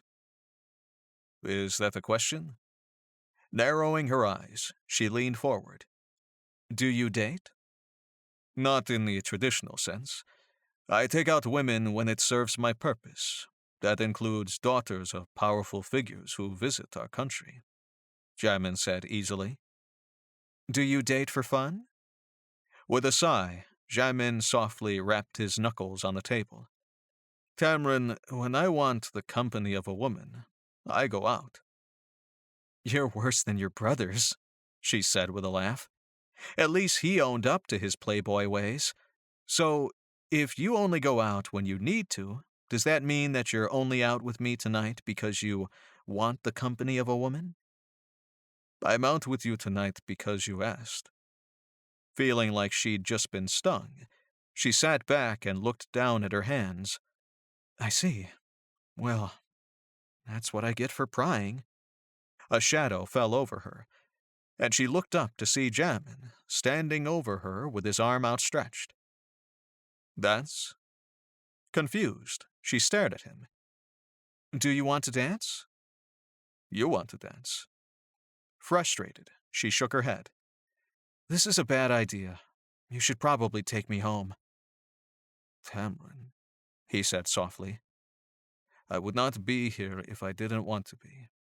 I'm not in the habit of taking out beautiful women simply because they ask, and I would not be asking you to dance unless I wanted to dance with you. I'm a man of power. I don't do anything that I don't want to do. The flutter in her chest came back, and she took his hand. In that case, I'd be more than happy to dance with you, Sheikh Jamin. They took a small path down the hill, and more than once she stumbled on her heels. He wrapped a hand around her waist and steadied her. Careful, he whispered in her ear. His breath was hot, and she closed her eyes and enjoyed the sensation of being near him. For a moment, he wasn't one of the most powerful men in the country. He was her date, and he smelled delicious. On the dance floor, she flowed into his arms like they danced all the time. Did you take lessons? You're better than the last time we danced. I was perfect the last time we danced, he said with a grin, and I've been far too busy to take lessons. You, on the other hand, are much more susceptible to my touch. She hitched her breath as he pulled her closer. I don't know what you're insinuating, she said as she moved her hand suggestively up his back. His hand rested low on her waist, and she wanted him to move just a little lower. His breath was hot on her neck, but he didn't kiss her again. You're the one who wore the red dress, he murmured softly. What's wrong with my red dress? Believe me, there isn't a single thing wrong with your red dress. Tamrin laughed and closed her eyes. The music embraced them, and she let him lead her around the dance floor. Everything melted away except the way that she felt in his arms, safe, secure, desired. When the music finally ended, she pulled away and stared at him. "Take me back, Jamin," she said seductively. "My pleasure," he murmured. Keeping his arm around her waist, he led her back to the limousine. This time, he sat next to her rather than across and put a hand on her knee. Without any hesitation, she swung her legs over him, and he leaned down for a kiss. Unlike last time, she didn't pull away. As she gripped his jacket with one fist, she slid her arm under and tried to get closer. Opening to him, she invited him in, and he didn't hesitate. As his tongue swept in, she lost herself in the heat. When he pulled away, she whimpered and moved so that she straddled him. There was no doubt in her mind that he wanted her. "Careful, Tamron, or you're going to give my driver a show." "There's a partition for a reason," she said as she reached up and hit the button to raise it. Alone, she leaned over and pressed another kiss on his lips. Suddenly, he changed his grip on her and slowly moved her off his lap. Frowning, she pulled the hem of her dress back down and stared at him. "Okay," she said, uncertainly as she tucked her hair behind her ear. "I guess I read that situation wrong." "It's not that I don't want you, Tamron," he said quietly. "It's just that we have a lot going on." "Fine," she said through gritted teeth. Embarrassment stained her cheeks. She knew when she was being rejected, although it didn't happen very often. Turning away from him, she stared out the open window. If she could move to another seat without looking too obvious, she would. "Tamron, Tamron," he whispered as he touched her shoulder. "Jamin, it's fine," she said sharply. "I'm an adult. I can handle the word no. You don't have to try to candy coat it. It's fine. You should be focusing on who stole my damn amulet." They rode in silence until they reached the palace. She couldn't get out of the limousine fast enough. "By too much going on, I meant the limousine, Tamron. I was going to invite you back to my place." Closing her eyes, she stopped short in front of the door. Wow, she'd really read that one wrong. "My apologies," she said, without turning around. "But that doesn't change anything. You have other things to focus on, and I shouldn't be getting in the way of that." Leaving him standing on the sidewalk, she made her way into the foyer and breathed a sigh of relief when the door closed behind her. "Great," she muttered to herself. "Now I have to figure out how to come back from that giant mistake." One thing was for sure. She would not be telling her father about this. Chapter 7. Although Jamin had extended an invitation to Tamrin and her father to join him for breakfast, he dined alone the next morning. It was just as well. He had several folders of information spread out in front of him. Pushing his plate away, he pulled out his phone. "Kaz, can you join me and explain to me what the hell I'm looking at?" A few minutes later, the head of security joined him at the breakfast table. Jamin spread out the photos from the camera on the day of the shooting. "You have a car with plates. Why haven't you found the shooter?" "It's a stolen car," Kaz said easily. "It was reported stolen 3 days before the actual shooting, and it was dumped right after. We called the investigators, and they've combed over it, but it's been wiped clean. As of right now, it's a dead end." "Damn it," Jamin muttered as he gathered the photos up. "Fine. You were out following a lead yesterday. Did you turn up anything about the girl?" Kaz pursed his lips and stared at him. "What?" Jamin asked. "What is it? Just tell me." "I was going over the guest list, looking to see if someone showed up without an invitation. And I did find someone. 2 someones. Jamin waited for him to continue, but Kaz fell silent. I would say what, but I'd feel like I'm repeating myself, he growled. Neither Tamrin nor Sean Lewis were on the guest list, and none of the staff knows how they got in. I'm sure there's an explanation for it, Jamin said quietly. People crash parties all the time. Kaz reached into his briefcase and pulled out a file. That's true. I wanted to clear them, Jamin. I really did, but the more I looked into them, the less I found. This is all I have on Tamrin Lewis and her father. Jamin stared at the folder but didn't move to open it. I'm looking for the person who stole Tamrin's necklace and shot at them. I'm not here to investigate the Lewis family.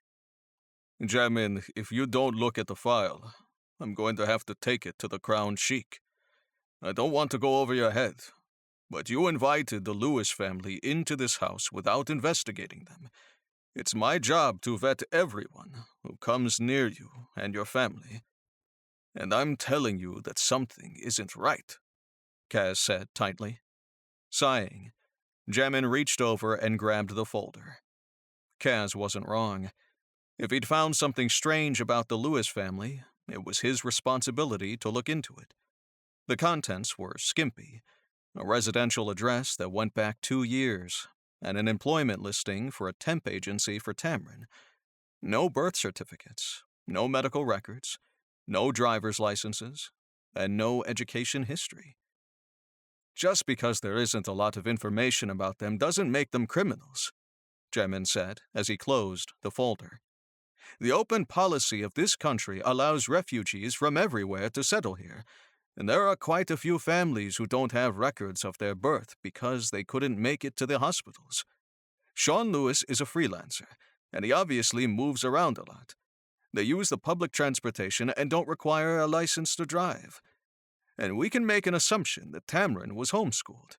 This is not an implication of anything. You're not wrong, Kaz said with a nod. But something about it doesn't add up. I have a bad feeling about it. Jamin glowered at him. Until you have evidence to back up your bad feeling, I don't want to hear any more about it. And since I'm keeping my father at the embassy in Abu Dhabi until we have more information, you answer to me, Kaz. I'm telling you to put this away and focus on the crimes that were committed on my property. Do you understand? Crystal clear. Kaz ground out as he reached across the table and grabbed the file. But while I answer to you, your father hired me to protect this family. Until I feel more at ease with the situation, you want to be alone with her. Ever. Jamin opened his mouth to object, but Kaz was already waving his hand. A guard came into the dining room and assumed a stand just inside the doorway. Kaz, Jamin said warningly, allow me to assign you a man, and I'll keep this from your father, for now. Maybe it was a good thing that he wasn't alone with Tamrin. It appeared that he only tended to mess things up anyway. Fine. Is there anything else that you need to report?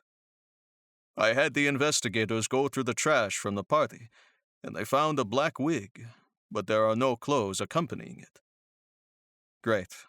So now we can narrow it down to everyone who doesn't have black hair, Jamin muttered. Actually, that wasn't bad. Although there was an eclectic group of people at the party, the majority of the guests were Middle Eastern. So that actually did rule out quite a few people.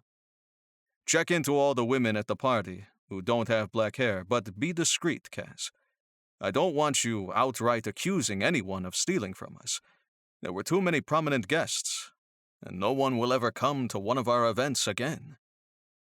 Kaz nodded and collected the information. Left alone with his new guard, Jamin stared at his uneaten food. Tamrin seemed to be so open and honest. She'd given Jamin no reason to distrust her. Pushing it from his mind, he got up and headed toward his office. His new shadow wasn't that far behind. Sheikh Kaldajak? Jamin hesitated in the doorway and looked over his shoulder. A member of his staff held a phone up in the air. "Your father is on line 1 for you." "Thank you. I'll take it in the office," he said as he closed the door behind him. There were no windows in his office, and his new guard stayed just outside the door. Once he saw the light blinking on his phone, he took a deep breath and picked it up. "Father?" he asked. "Jamin, I don't really enjoy spending time at the embassy. When the hell can I come home?" Kadir asked in a grumpy voice. "You can come home whenever you like, but I think the safest place for you is at the embassy, and since everything on your schedule for the next week can be accomplished from there, I see no reason for you to be here," Jamin said patiently. "I'm working as quickly as I can to remedy the situation." "A stolen necklace doesn't usually lead to a shooting. Get it together, Jamin." "Yes, sir." "If you don't, I'll order your brothers back to assist you," his father threatened. Jamin stiffened.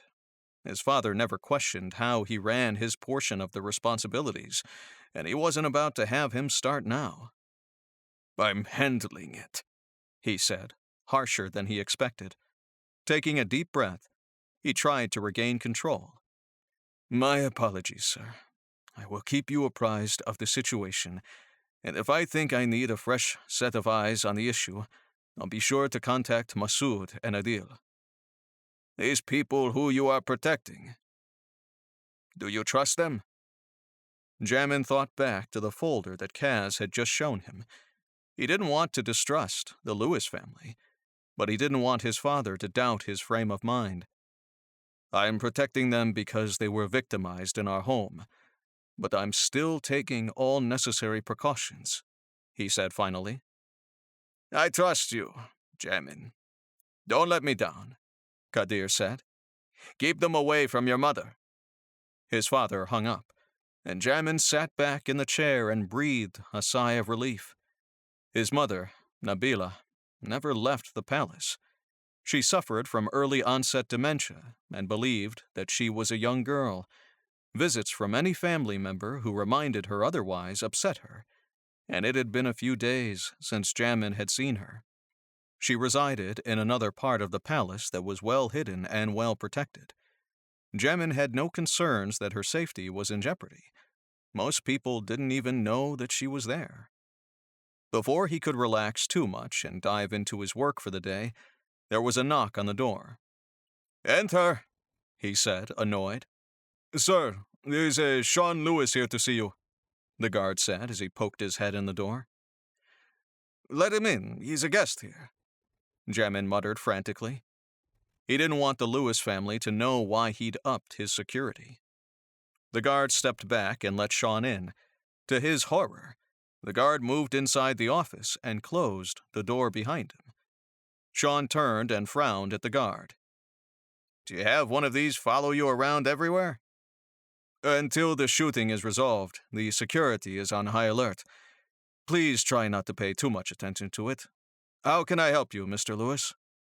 Sean pursed his lips and slid into the chair across from the desk. "I wanted to look at the study you were talking about yesterday, but the door was locked." "Right. Sorry about that. The study isn't usually open. I'll have a staff member unlock it for you so you can have access. Is there anything else?" "Are you in a hurry?" Jamin chuckled and leaned forward as he clasped his hands on the desk. "I don't mean to sound short with you. I have quite a bit on my plate with all the new changes my father has made in recent policies, not to mention my own education agenda. But I am more than happy to listen to any concerns that you have while you reside under my roof." Sean seemed pleased with his apology. "I get it. You're a busy man, and I know that the shooting is high priority on your list, but I don't think it's anything more than something random. My daughter and I certainly don't have the kind of enemies that usually result in shooting. I am, however, quite concerned about getting that necklace returned. I'm afraid I had an altercation with the insurance company last month regarding a change in the policy, and I refused to make the payment on principle. That is proving to be a poor decision on my part, as they are now refusing to pay for the theft. Jamin's eyes widened. Oh, that is a problem. Well, my lawyers are at your disposal, if you'd like one of them to review the contract for you. I'm sure we can find a reason to take them to court if we have to. Sheikh Kaldashak, I don't really want to spend that much time and effort to take an insurance company to court. I want that necklace back, and I was assured when it was stolen that you were going to put every effort into finding it. But since I've gotten here, you've had nothing new to report. Jamin felt a streak of annoyance as he stared at Sean. It was on the tip of his tongue to point out that the safety of his daughter's life should be more important than the man's need to have a necklace returned. But people tended to react differently in horrifying situations. Sean was, no doubt, transferring his fear into anger, and it was Jamin's responsibility to make the man feel better. Mr. Lewis, I promise that we are putting every effort into discovering who stole the necklace and who shot at you. I'm not quite ready to separate the two as mutually exclusive. I spoke with the head of my security this morning and discussed some leads that he's following. When I have something to report, you'll be the first to know. Sean stared at him for a moment as if he didn't believe him. Finally, he slapped the palms of his hands on the arms of his chair and stood. Very well. I'm sure you're doing everything you can. I'd like to take you up on that offer to view the study. Would it also be okay if I toured the grounds? Please, make yourself at home, Jamin said as he placed a call to his assistant. If you'll wait outside, someone will escort you shortly. He stood and gestured to the guard to open the door. Holding out his hand, he shook Sean's firmly. How is your daughter this morning? Sean cocked his head and twisted his lips. I don't know. She hasn't left her room this morning. Apparently, she's feeling ill. Perhaps your dinner last night didn't sit well with her. As Jamin shut the door, he couldn't help but feel the guilt twist in his gut. He should have taken the time to try to apologize to her again this morning, but this wasn't a situation that he'd ever been in before. Women didn't expect him to apologize the night after because they knew what he was able to give them, which, in most cases, wasn't much. Jamin didn't date, so he never indulged in more than a one-night stand. Angrily, he clenched his teeth and sat at his desk. He'd handled last night fine, and he had too much on his plate to worry about coddling her feelings. Still, as he turned on his computer and started scrolling through his emails, he couldn't shake her from his mind. Chapter 8. Sir, there is a Tamron Lewis here to see you. Jamin rubbed his eyes and sat back in his chair.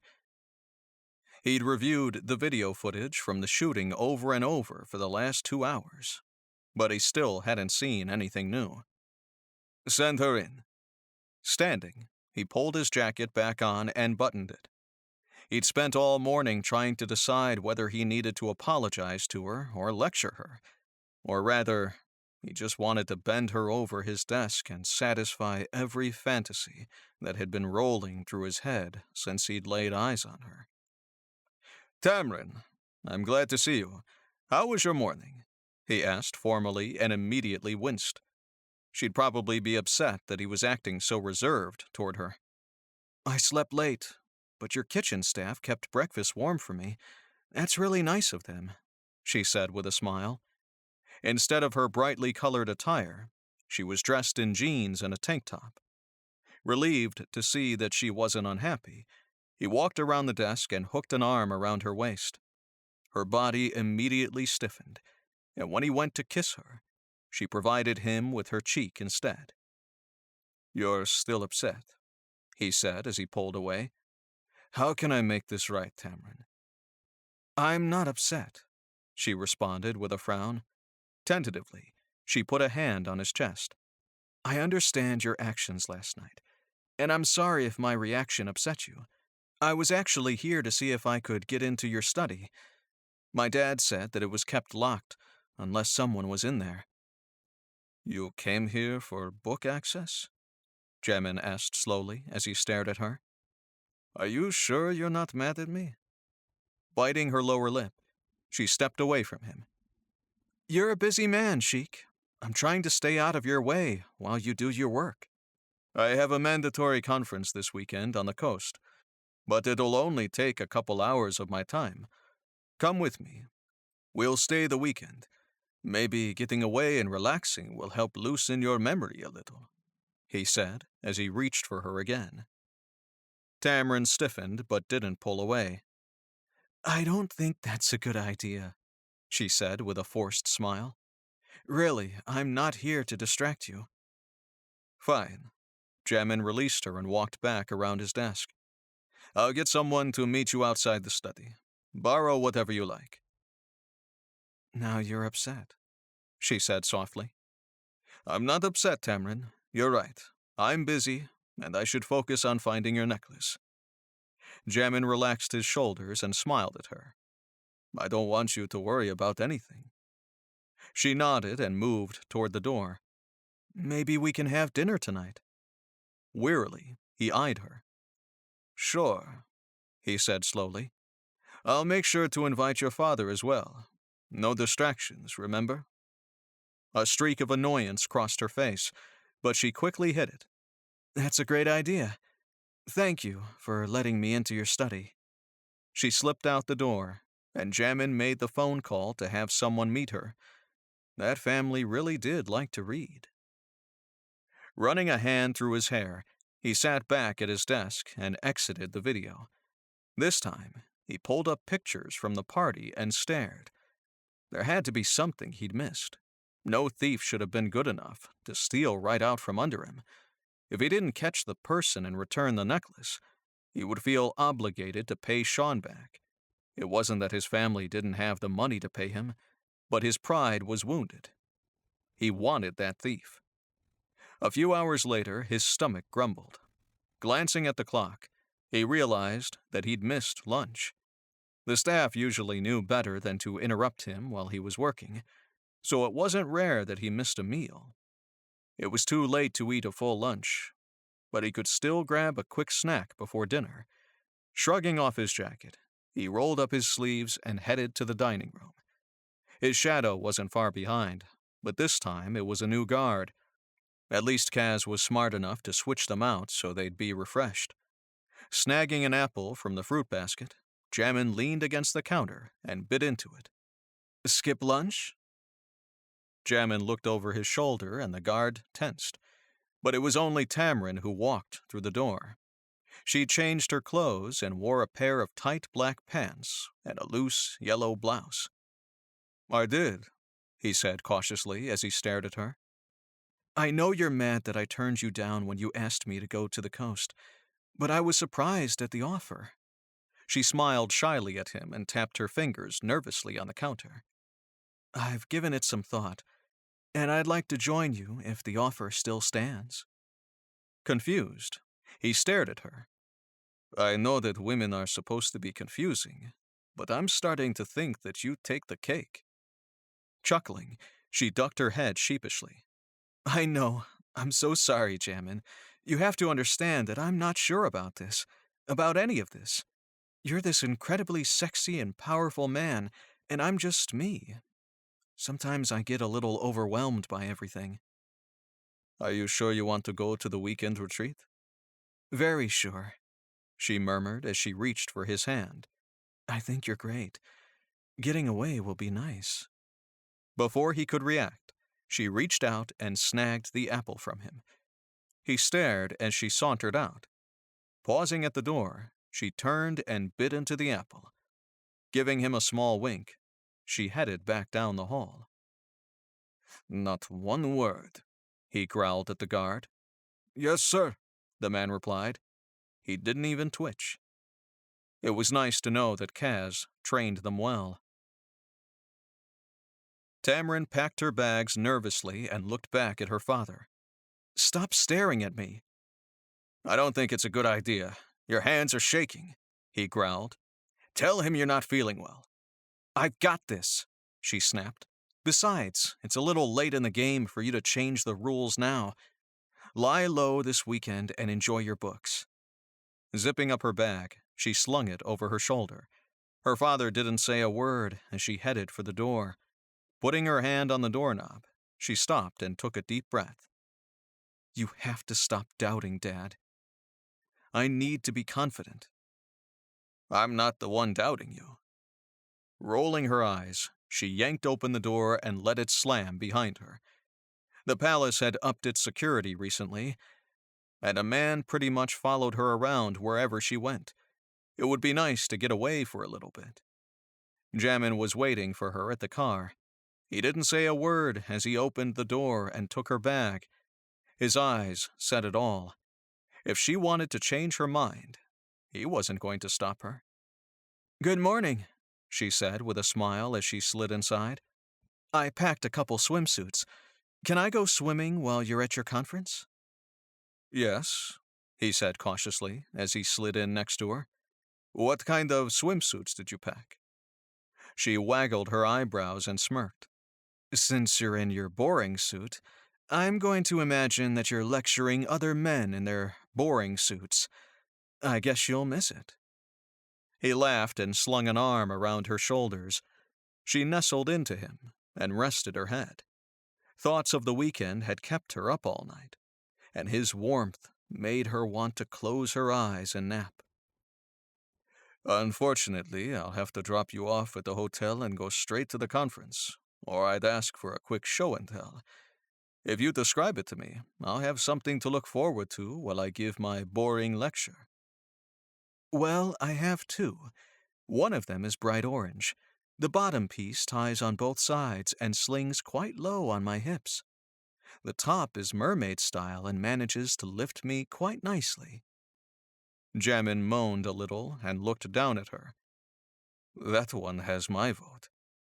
The second one is a halter-style red top, and it ties in the front. The bottom piece, well, let's just say that I can't be too active in it.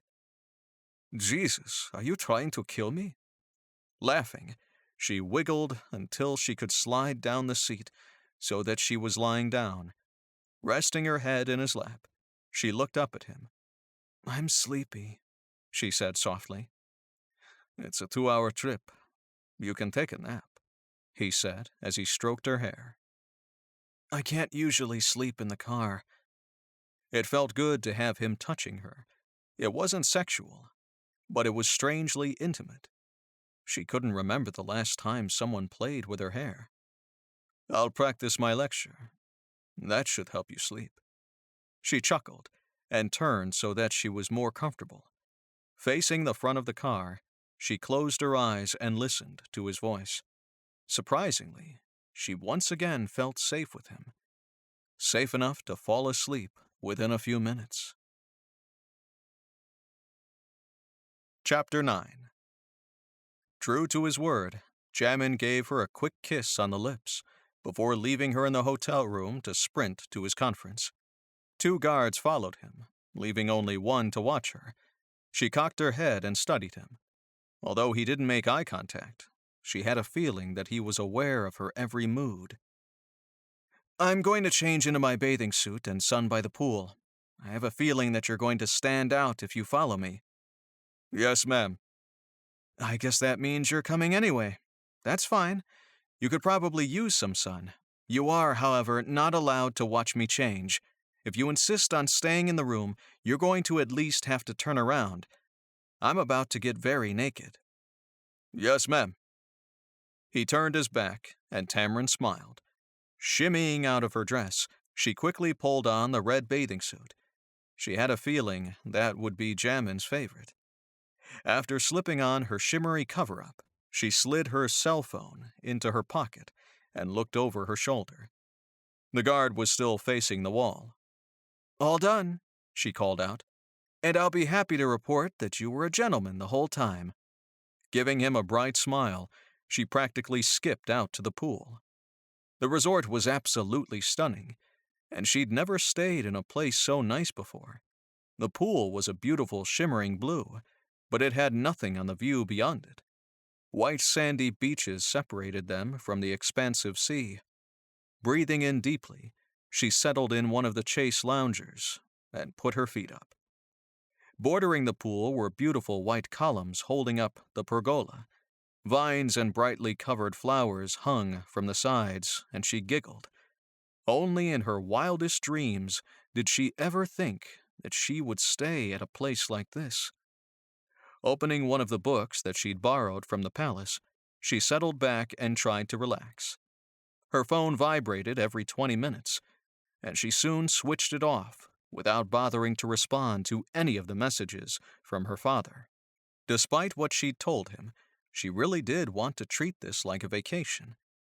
Her guard took a stance by her chase, and for a full hour, he didn't move. Frowning, she finally pushed her sunglasses up and stared at him. "I don't think you have any relief here. You're welcome to sit down. If I need you to protect me, I'd rather you not be tired from needlessly standing." "Sorry, ma'am," he said, but he didn't move. Rolling her eyes, she returned her attentions back to her book. When a shadow fell over her, it scared her so much that she shrieked and jumped. "Whoa!" Jamin said as he held his hands up. "It's just me. Don't be scared." "Damn it," she said as she picked up her book. "Someone in those shoes should not be able to sneak up on me." "I have 2 younger brothers. I learned the art of sneaking a long time ago," he said wryly. Intrigued, she looked up and smiled at him. "Oh, really? So you weren't always the uptight older brother?"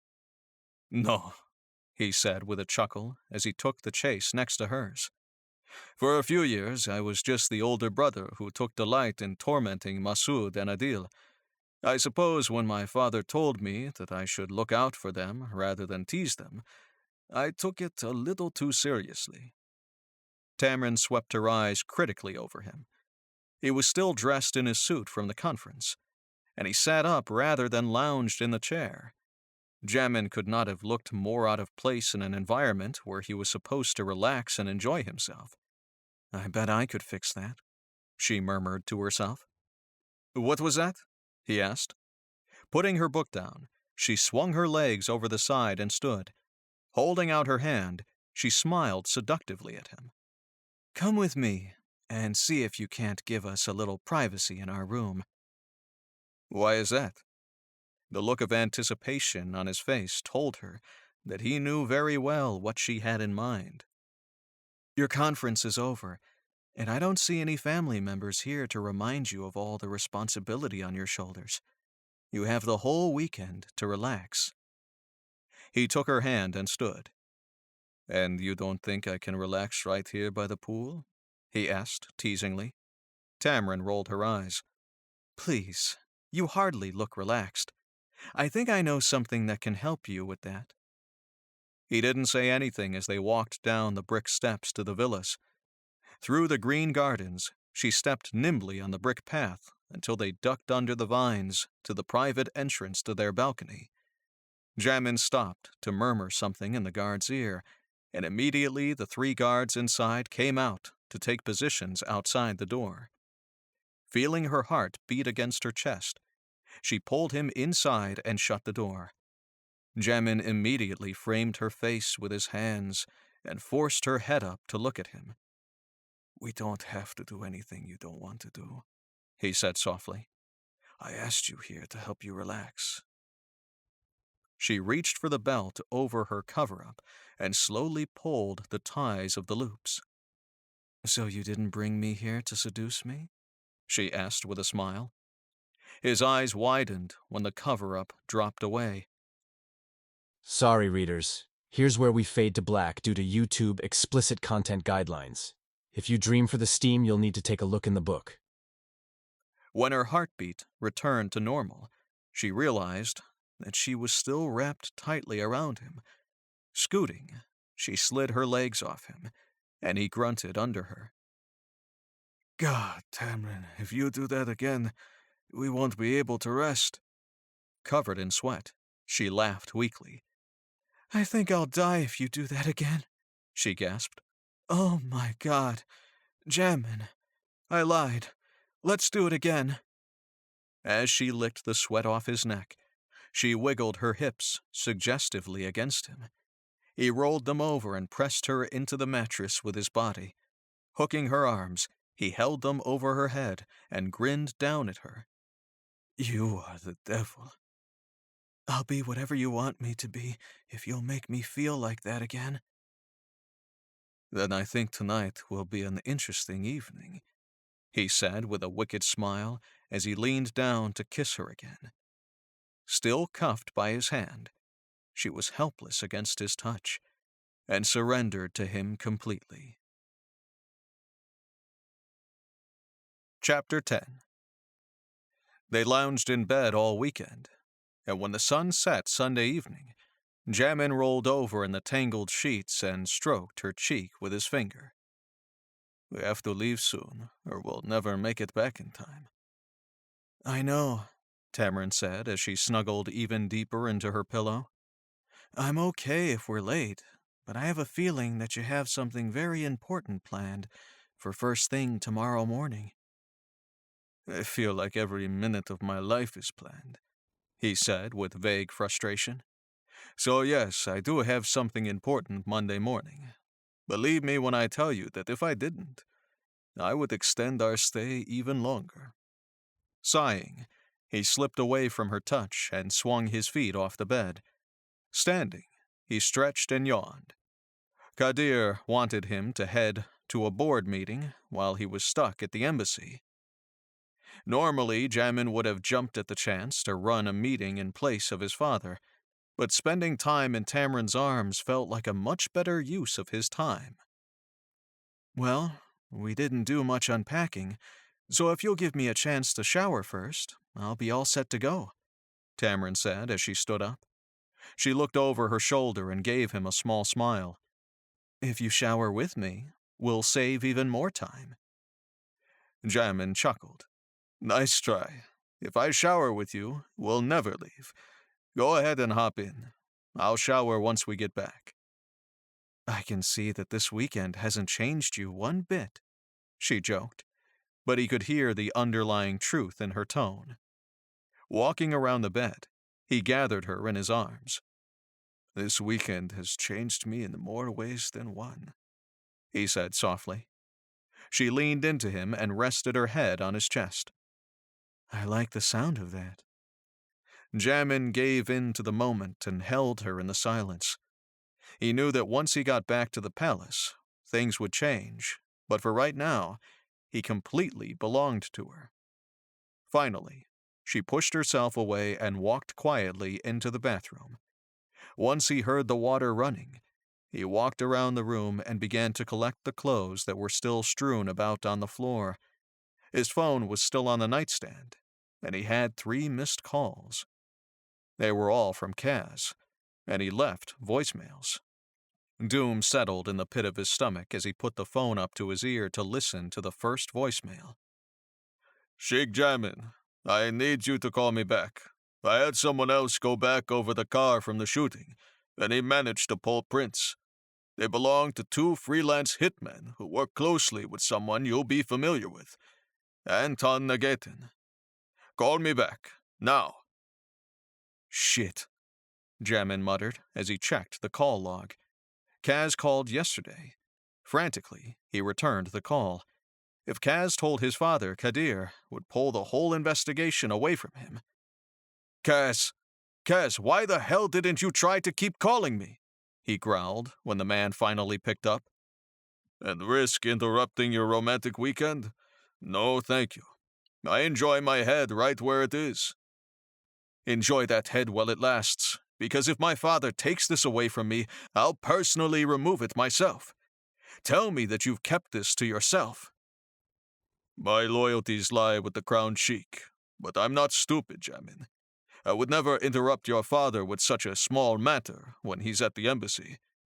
Letting you know is the second best," Kaz said easily. Relief washed over Jamin. Kaz was smart. "So you think Anton is behind the shootings? The problem is that he's a thief, Kaz. He's not an assassin unless there is someone standing between him and what he wants." He closed his eyes. "You think he stole the amulet?" I don't have anything linking him to the family or the amulet except for the shooting, Kaz said quickly. I'm not making assumptions, but I did tell you that I have some reservations about the Lewis family, and when you get back, I'd like to talk with you more about it. Maybe you'll actually listen this time. Jamin sighed and stared at the closed door where Tamrin was still showering.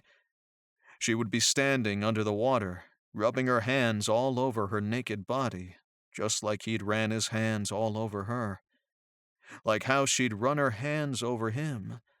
How could she be naked in his arms, vulnerable, and still be hiding secrets from him? Fine, he said softly. I'll listen. Kaz was quiet for a few beats. Jamin, we don't have to do this.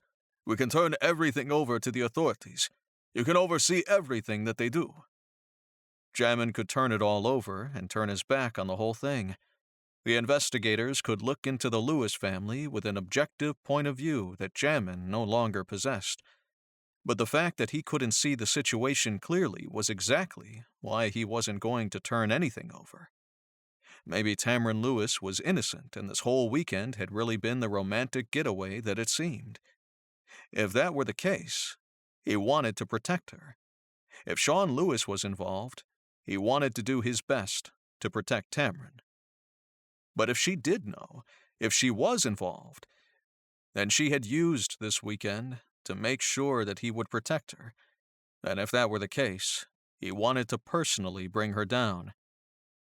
We keep the case, he said quietly as he closed his eyes. I need to see through this. After what the man has done to my family, I intend to put this whole situation to rest. He disconnected the call and slowly lowered the phone as he stared at the closed door. She wasn't involved. She couldn't be. But when the water shut off, he couldn't shut off his doubts. Once they'd returned to the palace, Tamrin headed to her room to unpack, and Jamin met with Kaz in his study. The open file on his desk showed the mugshots of the two men who normally worked with Anton. If they are freelancers, what do you have that ties them to Nagatin? The only reason they aren't still in prison is that they rolled over on Nagatin. They gave several pertinent details on several items that Nagatin had stolen, so they were given a lighter sentence. Of course, if you look carefully at the reports, it looks like Nagatin might have set the whole thing up. He wanted his favorite men back, and he managed to stay one step ahead of the authorities. And now they're working for him again. This is all you have? Jamin said, as he tapped his finger on the file and stared absently at the open door. Yes, sir. Jamin blew out his breath. We need to know why, and the only way we can do that is to talk to Sean Lewis. He left a few hours ago to go home. We gave him a detail to the airport and released him after that. What? Jamin whipped his head around and stared at Kaz. Who the hell authorized that? Your father. When I couldn't get a hold of you, I called him. At the time, we were only holding him to protect him, and the Crown Sheikh said we could release him. It's just as well. We probably wouldn't get any information from him anyway. Get someone to escort Tamron here. And when I say someone, I mean someone from the staff. She's not a suspect until I say she is, he said tightly. Jamin, Kaz said softly, I would strongly recommend that you order Sean Lewis back. When I want Sean Lewis brought back, I'll have him brought back, Jamin said with a hard look. Kaz nodded and left the room. In frustration, Jamin turned on the computer and brought up the file the family had on Anton Nagatin. The man had plagued them for months now. First, the man stole Solomon's diamond from Masood, and his brother nearly lost his life trying to retrieve it. Nagatin was supposed to be in Interpol custody after that, but he escaped and stole Bathsheba's crown from Adil. Now Jamin had to assume that the man also stole the Manalik amulet from Tamrin. Only he had a horrible feeling that it wasn't that clear-cut. You wanted to see me? He looked up to see Tamrin standing stiffly in the doorway. She had changed from her dress to a pair of jeans and a t-shirt. For some reason, she didn't even begin to resemble the woman who'd made passionate love to him all weekend. "Have a seat," he said in a gentle voice. He got up and leaned against the desk so that he could be near her again. "We've uncovered some information about the shooting." "Really? You know who it is?" Reaching over, Jamin spun the laptop around so that she could see the profile picture. "Do you know this man?" A flicker of recognition lit her eyes when they swept over the picture, but she shook her head. "No. Should I?" Angry, Jamin pushed away. "Did you just lie to me?" Tamrin's eyes widened, and she bit her bottom lip. "His name is Anton Nagetin, and he's a collector of rare antiquities. A couple of months ago, my father sold him a set of scrolls that are supposed to date back to the early years of Christianity." "So you do know him. Why the hell did you just lie about it?" "After my father made the deal, I did some research. The collector is also a thief, and he's wanted across the world. I didn't want you to know that we had associated with someone like that. My father made a mistake." "Anton may be a thief, but he's also a killer when someone stands in his way. There's something that you're not telling me," Jamin said as he tried to get control of his anger.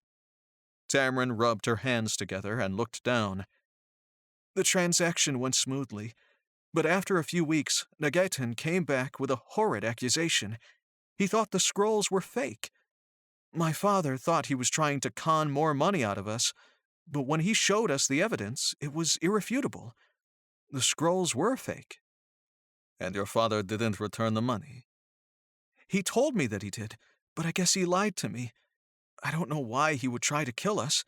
It's not like he can get the money back from us if we're dead." She was scared. Jamin reached over to touch her and reassure her, but she recoiled as if he slapped her. "Tamrin, I said that I would protect you, and I meant it." Instead of leaning into him, she stood and pushed her chair back. "I appreciate the offer, and I'm sorry that we've brought this to your front door. I'll call my father and see if we can't get this taken care of immediately." She sounded so distant. "Tamrin, this isn't the first time that my family has dealt with Nagetin. He doesn't only buy artifacts. There's a good chance that those scrolls are real. Nagetin gets his kicks from stealing from people. Give me a chance to look into this, okay?" Tamrin nodded. "Thank you," she said stiffly. Jamin watched as she moved easily away from him and walked out of the office. He didn't bother going after her. Kaz was right. There was something strange about that family, and he wasn't going to rest until he got to the bottom of it. If Tamrin was using him, he would never be able to forgive himself. Chapter 11. Jamin couldn't sleep. It was well after midnight, and he did have a meeting in the morning, but he couldn't shake the feeling that he was missing something. Tossing and turning in bed, he finally sighed in frustration and got up. As he padded barefoot across the carpet, he made his way back to his office and opened his laptop. The light from the screen cut through the darkness, and he squinted at the harshness. Once his eyes adjusted, he opened the video footage from the event and settled back once again. When the woman with the black hair streaked across the video, he paused it and leaned forward. Her head was turned from the camera to hide her face, and if she knew the cameras were there, and she was dressed in a catering uniform, but Jamin couldn't help but think that there was something familiar about her. At the top of the screen, Tamrin was speaking to someone else while her fingers caressed her amulet. Turning off the video, Jamin opened up the additional files that Kaz recently sent on the family. As he scrolled through her medical records, he stopped at the birth certificate, noting the name of her mother, Sari Lewis. Curious as to how she died, he typed the name into an internet search box and sat back as he read the article that popped up. Sari Lewis had died in a car accident. leaving behind her husband and 10-year-old daughter, Tamara Lewis. It must have been a typo, but Jamin pulled up the birth certificate just to make sure. She was indeed born Tamron Lewis. Still, it seemed odd that the article would get the name of the child wrong. It was probably nothing, but it bothered him. So he shrugged and typed Tamara Lewis into the search box. There were way too many social media profiles and articles with the name Tamara Lewis to go through them all. Deleting the search, he instead pulled up the medical database from the local hospitals and typed in the name. There was no record of Tamara Lewis. Pursing his lips, he sat back and tapped his fingers on the desk. Just because the Lewis family had a run-in with Nagetin didn't mean that she was lying to him. He should just drop the whole search, pay them for their troubles, and send them on their way. But he still couldn't shake the feeling that something was wrong. Almost absently, he typed Tamron Lewis into the hospital records and pulled up the same birth certificate, vaccination records, and medical history. With a frown, he noticed some anomalies. She'd been vaccinated twice for mandatory shots before and during school. That was odd. Clicking on the records, he noticed that there were notes attached to the files. Apparently, Tamron was somewhat of a con artist. As a child, she'd somehow skipped out on her first round of shots, and when her father found out, he stood there to make sure that she got her second round. The nurse even checked to make sure that there were no needle marks. Just once or twice would be one thing, but they were attached to all her records. It wasn't unusual for nurses to give the shots without checking the records, but it seemed strange that her father wouldn't have been more adamant about it during her first round. Strange but not incriminating, he muttered to himself. Clicking through, he checked out the rest of her history. She'd broken her arm when she was 12, and her father rushed her to the hospital when she was 14 with a high fever. When she was 15, she'd had surgery to get a cyst removed from her back, and her last trip to the ER was a sprained ankle when she was 17. Not unusual for a teenager, especially if she was active. Clicking out of the history, he leaned back and shook his head. None of that was helpful or incriminating. Maybe nothing is wrong, he murmured to himself. He couldn't deny that he had feelings for her, and that was strange for him. Jamin didn't get close to anyone who wasn't family. Maybe he was simply looking for something to be wrong so he could distance himself from the situation. And now, he was self-diagnosing himself. He almost pushed away from the desk to head back to bed when he realized that he had an email that he hadn't checked. Opening it, he saw that it was a quick note from Kaz.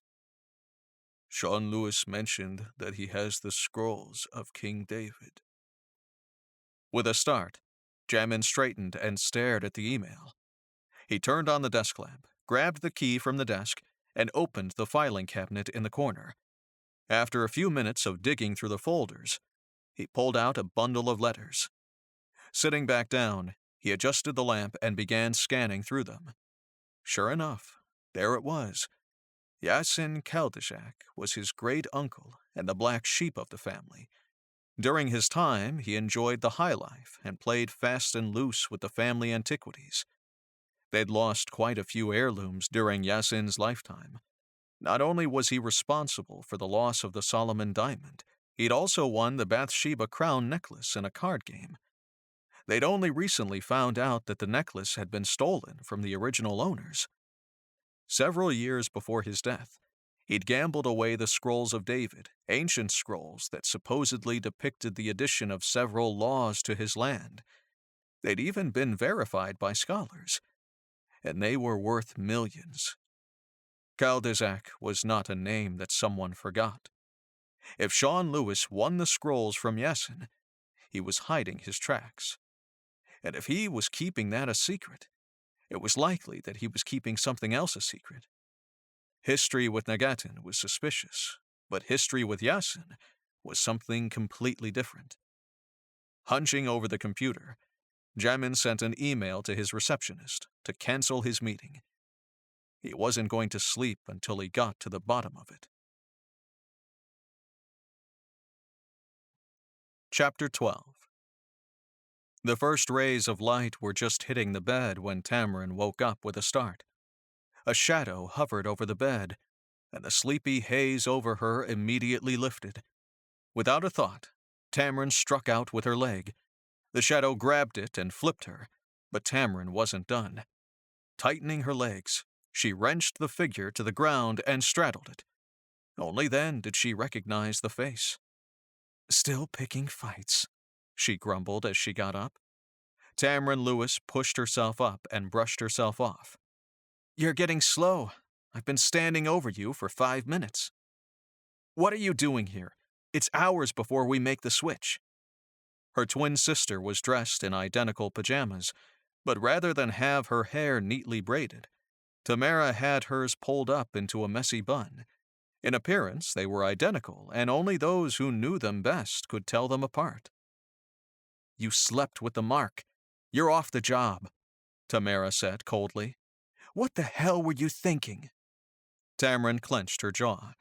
She didn't want to think of Jamin as a mark, but she wasn't about to tell her sister that. "What makes you think I slept with him?" Tamara reached out to grab Tamarin's arm and lift her shirt. There were bruises all along her side. "You either got in a fight with him this weekend, or you had yourself a damn good time. You're going to blow everything. Now I have to deal with it without raising suspicion. Were you really so horny that you couldn't keep your libido in check?" Tamarin pulled out of her twin's grasp and pulled her shirt down. "It's not like that. Seduction was always part of the deal, you know that. Flirting was part of the deal. Sleeping with the mark is foolish." "Stop calling him that!" Tamarin lashed out in anger. "What we have is not foolish." As soon as the words were out of her mouth, she wanted to take them back. But it was too late. Tamara's eyes narrowed. "My God, you care for him." Tamara shook her head. "You've gone soft." Biting her bottom lip, Tamarin fought to keep the lump from forming in her throat. "I haven't gone soft. It's just him. I think there's something there. Something real." With a sigh, Tamara reached out to take Tamarin's hand. "And how did you think this was going to end? If you tell him the truth, you have to tell him that you're conning him out of millions. And if you don't tell him the truth, you'll have to hide your lifestyle from him." "I could quit," Tamarin said softly. "Last con for me." "You would abandon me and Dad?" Tamara asked, as she dropped Tamarin's hand. "After everything? And what would I do? I don't exist, Tamarin. I've lived my entire life under your name. What the hell would I do?" Tamarin hadn't thought of that. They'd spent their whole lives moving from one con to another. From the moment they were born, their father saw an opportunity to make it work. She and her twin shared everything. They split days at school. They shared boyfriends in high school. And they were each other's alibi in case they were ever caught. Tamara had no paper trail. She had no history. "This is our life, Tamarin. We have our cons. We have Dad. We have each other. We can't afford anything else," Tamara said softly. "Maybe if we had more in savings, we could split and run. Try to make separate lives work. But if we screw this up, Dad is going to be dead." Tamarin's shoulders slumped, and she sagged against the bed. "You're right. I'm sorry. I'll break it off with him, clean and professional, and we'll continue with the con. You stay out of sight and compose yourself. If I do need you, I'll need you focused." "No," Tamarin muttered. "I'll do it." "Tamarin, I have to, Tamara. I have to do it so I can prove to you that I can go through with this. If you're doubting me, we'll fuck up even more. I'll do it first thing in the morning, and we can switch afterward. I do need a break. And when you do see him, wear a damn dress.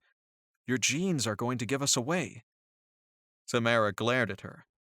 I'll wear whatever the hell I want. Make the break clean. I don't want to have to deal with a broken heart." Tamrin nodded, and her twin's expression softened. Despite their upbringing, there was no one she was closer to. When their mother died, their father escaped to a dark place of drinking and gambling. The sisters only had each other. Trained from childhood to be cold and duplicitous, they didn't swap the normal stories that sisters shared. They didn't talk about crushes or gossip about friends, but Tamrin knew that if she lost everything, Tamara would be there for her. As she scooted back in the bed, she heard her sister slip out the door. It was hard to run the con when there were security guards everywhere, but there were so many rooms in the palace that it was easy enough to hide. There were still a few hours left before she had to be up, but Tamrin rested in bed with her eyes wide open. There was no way she was going to get any sleep. Her heart was already breaking. When her alarm clock finally went off, Tamrin got up and dressed. Knowing that the first task on her agenda was to break up with Jamin, she moved past the dresses and selected a pair of cargo pants and a t-shirt. The less seductive she looked, the better. Plus, she didn't really have any energy to put into her looks. Pulling out her braid, she let the messy waves fall over her shoulders, and she rubbed her eyes. They were red-rimmed from lack of sleep and fighting the tears. Digging through her makeup bag, she pulled out her eye drops. "Here goes nothing," she muttered as she stared at herself in the mirror. She looked like crap, and she felt not much better. A fist was closing over her heart. When she didn't find Jamin in the dining room, she prayed that she'd find him in his office. If he had left the palace, she'd never have the will to last until he came back. If she didn't do it now, she wasn't going to be able to do it at all. Balling her hands into a fist, she knocked on his office door. "Jamin, it's Tamrin." "Just a minute," he called back. There was a sound of paper shuffling before the door unlocked. When Jamin opened it, he swept his eyes up and down her, and for a moment, she thought she saw confusion in them. It cleared up when he leaned down and kissed her. Tamrin tried to steel herself through the kiss, but as his arms snaked around her waist, she found herself melting against him. This was not the best way to start a breakup. "Jamin, wait," she whispered as she pushed him back. "I came here to talk." He pulled back, and his gaze searched her face. Finally, he pulled her inside and locked the door. "Is everything okay? You don't look yourself." "I haven't slept well," she said softly. "Something on your mind?" "About this weekend. I don't know what I was thinking going with you, and I think we took things too far. We can't do this anymore, Jamin. You're the next crowned Sheikh, and I'm nobody. You need to focus on your responsibility, and I need to get out of your life as soon as possible," she said in one breath. He leaned against the desk and crossed his arms. "You think I'm too good for you?" he asked skeptically. Tamrin gave him a small smile. "I think your goals in life are very different from mine. This can't go anywhere, and I think deep down you know that." "Come here," he said as he patted the desk. Warily, she moved closer to him, and he immediately spun her around and lifted her on the hard surface. She shrieked and wrapped a hand around his neck to hold on. "Jamin, what are you doing?" He reached up and stroked her cheek with his finger. "When I invited you out this weekend, I knew exactly what I was doing. I'm a man with needs, Tamrin, and you definitely satisfy them. I see no reason that we can't just enjoy ourselves for now. Do you?" More than anything, she wanted to tell him that her heart was already invested in the relationship, but that clearly wasn't the case for him. He was simply looking for a good time. Tamara was wrong. The sex didn't complicate anything with the case. It just complicated her. Running a hand under her shirt to her bare skin, he pressed his lips to her neck. and all the memories of the weekend before surfaced. The way that he'd made her move and sweat, the way that he'd made her moan and scream. God, even though she knew that it was wrong, she wanted to experience it all over again. "Sit in the chair," she whispered. He leaned back and studied her, but she just bit her lip and nodded.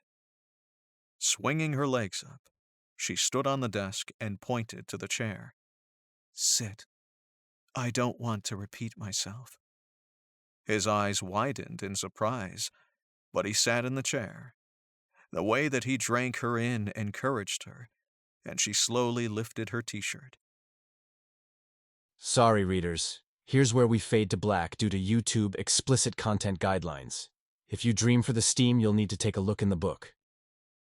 They pressed into each other, as if they were terrified that something would tear them apart. "Are you okay?" he asked finally.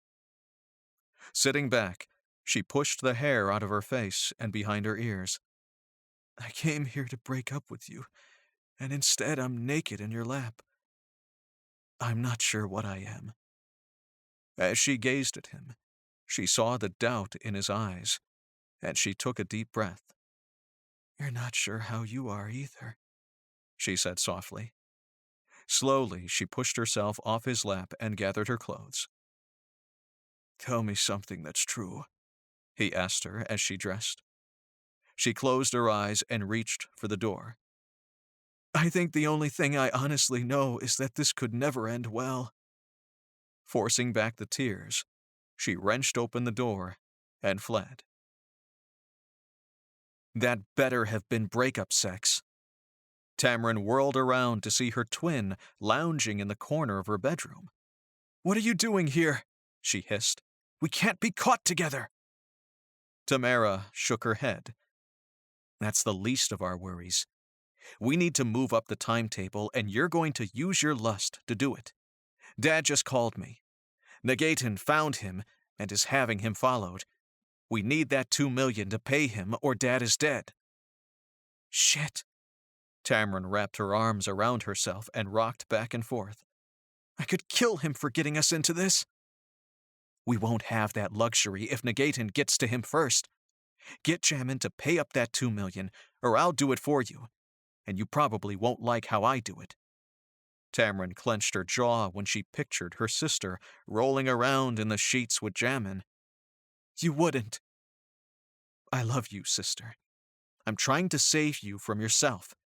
Get it done, and I won't have to keep pretending to be you." Tamara stalked out of the room, and Tamron sank to the bed. A month ago, this seemed like the easiest job in the world.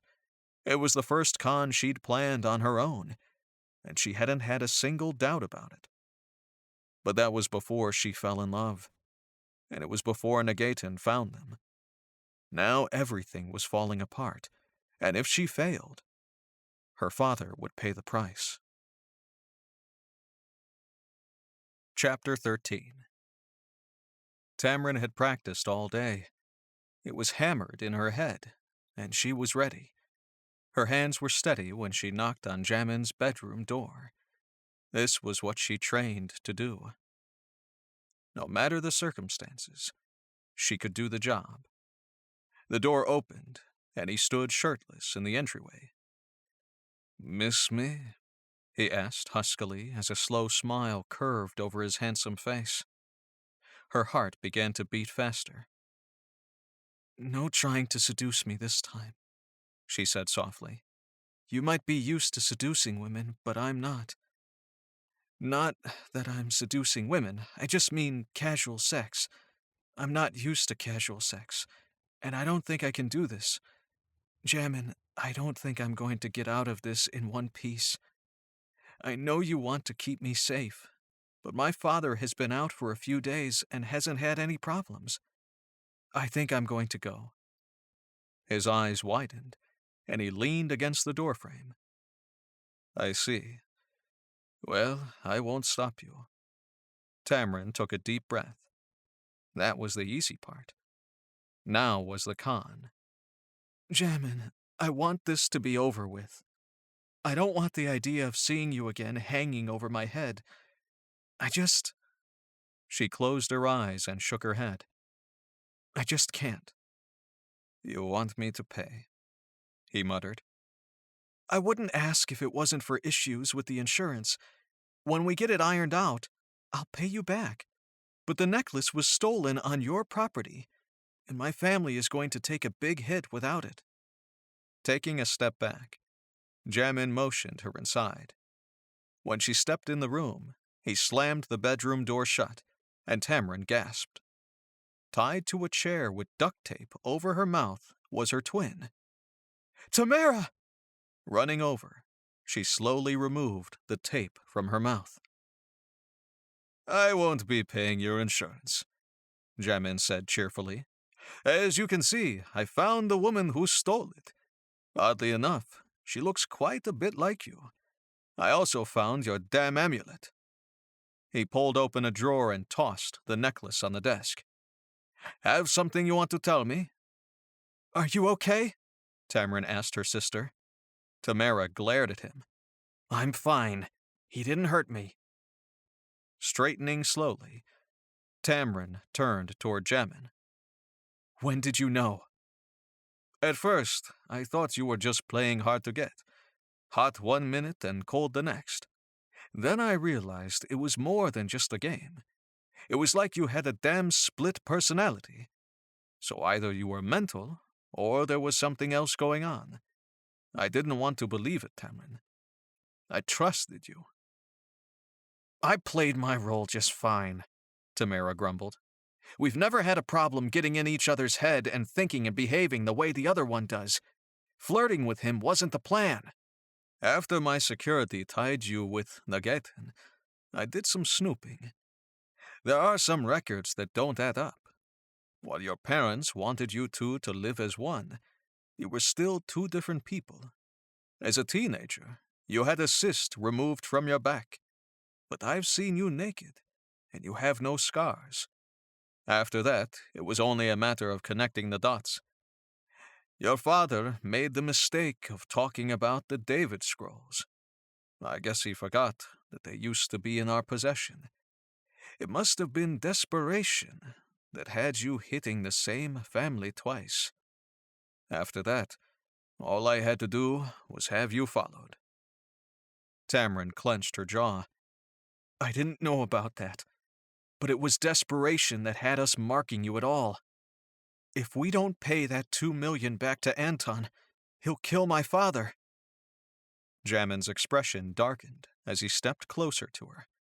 Tamrin gasped when he reached out and grabbed her arms. You used me, he said in a low voice. Nobody uses me. That was the original plan, but things changed, Jamin. You have to believe me, she whispered.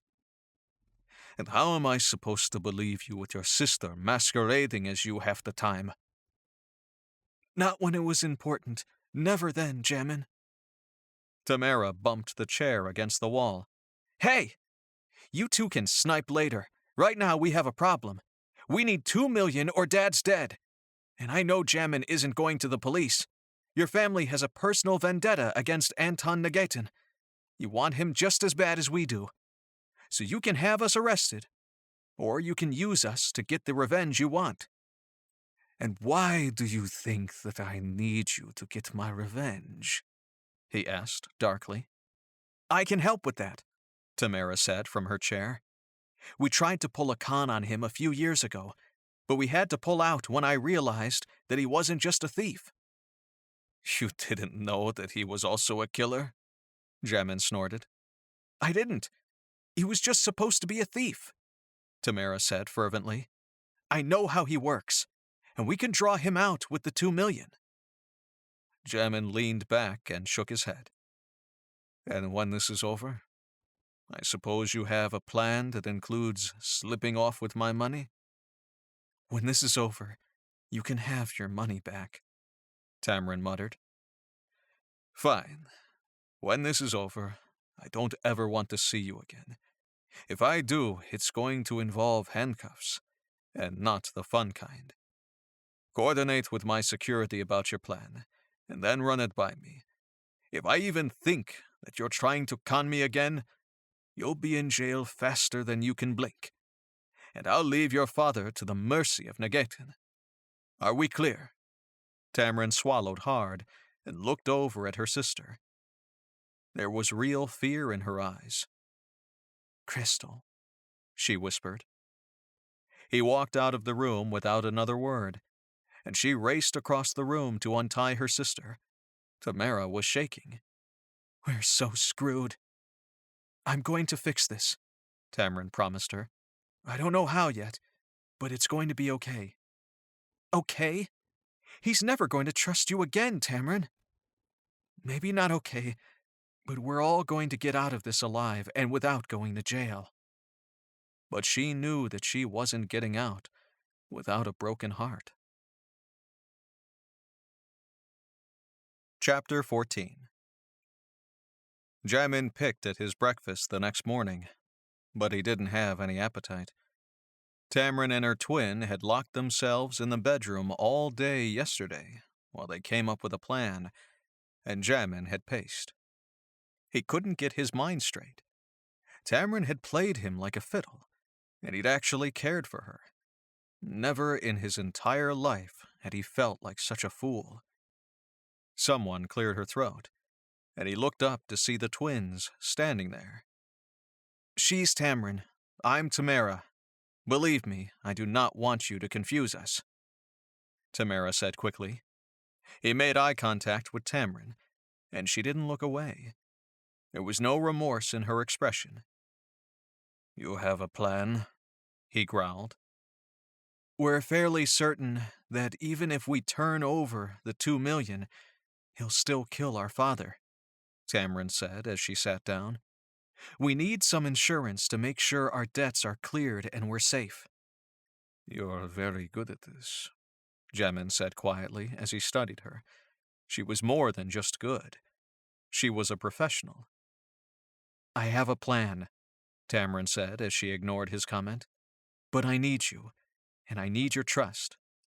"Well, you've had me, and you've had my trust. The only thing I can offer you now is my presence, and I guess my 2 million, he said wryly. Her body stiffened at his words. "I need more than just your 2 million. The last call he made to Dad demanded interest. If we offer more money, he'll send someone to pick it up. But if we offer something valuable, he'll come in person to authenticate it." Anger cascaded through him. "You've got to be kidding me. You want 2 million and an heirloom? I know when I'm being conned. No." "Clearly, you didn't know when you were being conned, and if you don't, our dad is dead," Tamara snapped. "Tamara!" Tamarin growled. "Leave it." "The answer is no. Come up with a new plan that doesn't cost me an artifact." "What do I need to do to get you to do this for us? How can I earn your trust? Please, Jamin. I can't do this without you," Tamarin pleaded. Jamin's eyes flickered to Tamara. "Leave us." "The hell I will!" "Tamara, go talk to security again. Tell them about the information you gathered from your time in Negatin's house," Tamarin said calmly. "I'll be fine here." The sisters exchanged a look before Tamara slowly left the room. It was obvious that while there was tension between them, they cared about each other. "We're alone. What are your conditions?" Tamarin asked. She sounded almost resolute, as if she were expecting the worst. "What was the original con? I assume you were hoping to go after Adil? He's a happily married man. He doesn't sleep around anymore," Jamin said as he sat back. "We assumed that we'd be dealing with your security. It didn't occur to us that someone of the royal family would take a personal interest. The con was simply to lose the necklace and make arrangements to have it paid for. That was it. No contact necessary," Tamarin said quietly. "So the shooting wasn't part of the con?" Tamarin paled. "No." It wasn't you, was it? I almost lost my whole family in that moment. Believe me when I tell you that it wasn't the plan, but it threw the whole con off. My father wanted it to get more personal the moment you made contact with me, but I wanted to keep my distance. After the shooting, I figured the safest place for us was here. Jamin watched her carefully. Your father didn't think that. Why did he leave? It was hard to hide Tamara while I wasn't here. Dad got out to smuggle her out. We got into a huge argument about it. Tamron shifted, like she was uncomfortable. Your father wasn't into you whoring yourself out for a con? He asked harshly, as she flinched. What do you want me to say, Jamin? What will make you feel better? Should I tell you that my feelings were real? You clearly don't believe that. I could tell you that using my body to get what I want comes naturally to me, but I have a feeling that will only piss you off more. So why don't you tell me what you want me to say so we can move on? She snapped angrily. Jamin didn't move a muscle. If he held any hope that she might love him, it was dashed in that moment. Tell your friend that you stole the Kebra Nagast from our archives. The Ethiopian holy book? She asked, startled. If that book makes it past security, I will throw your whole family in prison, and you will never see the sun again. Do you understand me? I understand. I just thought that maybe you'd offer something less valuable. Jamin stood and smoothed a hand over his shirt. I would love to offer you something less valuable, but I want to get this over as quickly as possible. The sooner that you and your family are out of my life, the happier I will be. Talk to Kaz to get a list of meeting places. If you can't get Nagatin to agree to meet at any of them, it's off. Thank you, Jamin. When this is all over, I promise that security will have your book. Not security. Me. You won't be meeting with Nagatin without me, Tamrin, but he doesn't have to know that. Go. Let's get this over with. They locked eyes for a moment, and then she quickly ran out. Jamin watched her leave and felt his rage grow. Once she was out of sight, he grabbed his plate of food and hurled it across the dining room.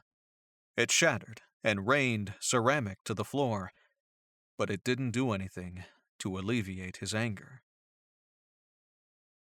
Tamrin wrapped her arms around herself nervously as she stood in the open in the warehouse. The holy book was wrapped in cloth, and she hugged it tightly to her chest. She knew that Jamin's men all had guns trained on her, but they were melted into the shadows. Who knew how many men Anton would bring? Her heart hammered against her chest. She might not get out of this alive. Relax, Jamin growled in her ear. If you look nervous, he may not show. Tamrin winced and rubbed her ear. The communicator in her ear made her uncomfortable. And quit messing with the earpiece. Sighing, she dropped her hand. He will not hesitate to put a bullet in my brain, she muttered. Forgive me if I'm a little nervous. All cons are dangerous, Tamrin. His voice was soothing in her ear, and she frowned. He hated her right now. Why would he try to soothe her? You can plan to the last minute, but even one tiny thing could make everything go wrong. But you are a professional, and you can handle the pressure. He wanted this to go smoothly. So did she.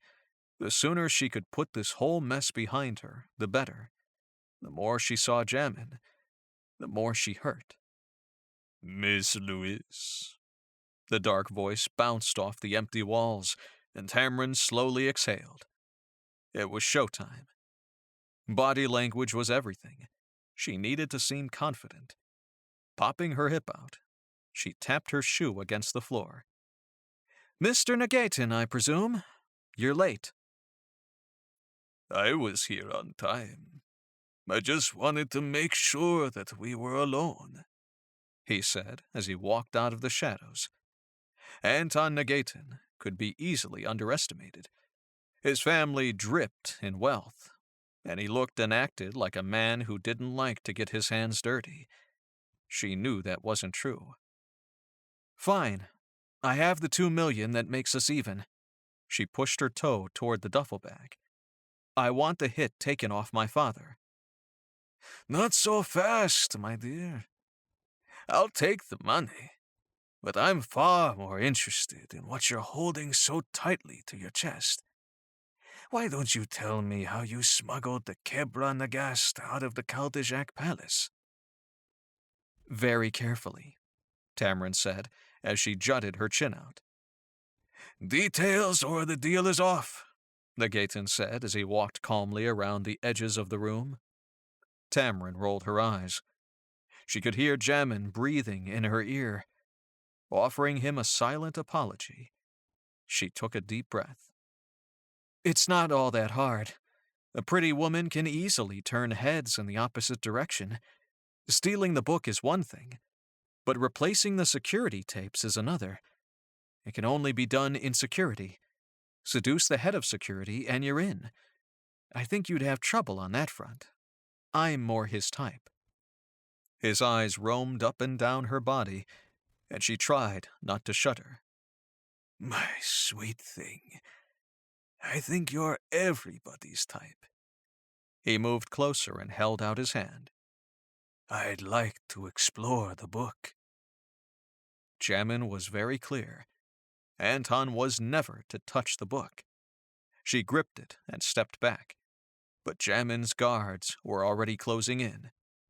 Hands up in the air! What? Nagatin hissed as he stepped back. Where the hell are my men? Unconscious from the moment they took up post, Jamin said as he walked out of the shadows. Hello, Anton. Sheikh Jamin Kaldejak. We haven't had the pleasure yet, Nagatin said as his body eased. He put his hands down and smiled. Jamin put a hand to the small of her back, and Tamrin instantly felt better. No, you took a few pot shots at Masood, and you stole from a deal. I've been looking forward to this moment. And how did you think this moment would go? I thought I'd put a bullet in your head, Jamin said. Tamrin gasped at the coldness in his voice. Nagatin chuckled. I don't think your girlfriend cares much for violence. Immediately, Jamin removed his hand. She's not my girlfriend, and while I would love to avenge my family, we're here on a completely different matter. You are going to remove the hit on Sean Lewis's head, and you're going to leave this country and never return. In exchange for the 2 million? Nagatin asked skeptically. In exchange for my silence. Jamin pulled a piece of paper out of his pocket and handed it to Nagatin. That is a list of every stolen piece of artwork and every stolen artifact, along with their locations in your different homes. Nagatin's eyes widened when he looked at the list. How did you get this? He asked darkly. It doesn't matter, Tamrin said quickly. She didn't want her sister's name brought into the mix. What matters is that you'd never part with any of it. They're your babies, and if you leave my family alone, you won't have to. Nagatin slowly folded the piece of paper up and put it in his pocket. Fine. I need time to leave the country, though. I've still got some business to attend here. No, you don't, Jamin said angrily. And if you're hoping for more time to smuggle out what you've acquired, you won't have it. I suggest you return it, conclude your business, and get out. If I don't have proof that you left by dawn, I'll make sure Interpol gets the list. You would give up the chance to take your revenge on me simply for the chance to save the life of a man who tried to con you? I suppose you're not so different from your brothers after all. Miss Lewis, it's been a pleasure seeing you. If you need any freelance work, you're welcome to look me up. I could use a woman of your talents in my employ. He winked at her and slowly backed out of the warehouse with his hands up. Tamrin! Tamara and her father rushed out of the shadows and hugged her. You did well, her father whispered in her ear. Sean, Jamin said in a low voice. Anton Nagatin isn't the only man who is being blackmailed tonight. Your con business ends now. I'll have paperwork drawn up for Tamara so the twins can live separate lives, and those lives better be legitimate. If you don't, I'll press charges. There are no statutory limitations for crimes against the royal family. Her father nodded. I swear this was going to be my last con. Things have simply gotten too dangerous for my family. But I did plan on having a little something to pad my bank account to make retirement easier for me and my girls. He looked specifically at the duffel bag, and Tamrin felt her cheeks redden. We don't need the money, she muttered. We're leaving. Take it, Jamin said without looking at her. You and your daughters have earned it. A fist clenched around her heart, and Tamrin gasped. Jamin took the book from her and gestured to his men. Without sparing her a single glance, they left the warehouse. Sean reached down and grabbed the duffel bag. A job well done, ladies, but I'm afraid this is the end for us. We'll have to go legit. Tamrin? Tamara asked softly. Are you okay? Jamin basically thought she was a whore. Tamrin didn't think she'd ever be okay again. I'm fine, she said stiffly. Let's get out of here. Her sister wrapped a hand around her waist and guided her out of the warehouse. She made it all the way out to the car before the first tear finally fell. For the first time in her life, she'd had something real. But Tamara was right. She'd just been a fool. Chapter 15. A month had passed, and Jamin was still scrambling to catch up with work. He tried to push Tamrin out of his mind and focus, but the palace was full again, and for some reason, he was the target of everyone's attention. Even now, as he tried to type up the report from the last policy meeting for his father to review, Samin sat cross-legged on his desk and poked him with a pencil. Don't you have a husband to annoy? He growled as he pushed the pencil away. Samin smiled. He and Masood are out joyriding. Joyriding? He looked up in alarm. Please tell me they're not testing the newest shipment of cars? Sure, although that's not what Adil called it. Anyway, I'm trying to ask you some questions, and you're ignoring me. Jamin glared at her. I'm ignoring you because I'm at work. This is my office. I work here. She shrugged and hopped from the desk. The faster you answer my questions, the faster I leave. The door to his office opened, and Fleur walked in. Jamin bowed his head and groaned. What did I do in my previous life to deserve you two as sisters-in-law? Both women were gorgeous, but where Samin was a darker beauty, Fleur was like fresh spring with red hair and pale skin. And both women were the bane of his existence. Did you figure it out? Fleur asked, as she shut the door behind him. Do I need to put a no women allowed sign on the door? Jamin asked, as he pushed back from his desk. Marching across the floor, he opened the door and pointed. Out! Fleur skipped behind the desk and took his seat. Instantly, her hands were on the keyboard. We'll leave as soon as we figure out why you're so grumpy. And we mean grumpy by your standards because, frankly, you're grumpy all the time. What the hell are you doing? Get off my computer! He growled. I got it. Suddenly, the printer screeched to life, and Samin skipped across to grab the piece of paper. The report from Kaz about the strange incidents that happened while we were gone. We've only heard some of the details from the staff.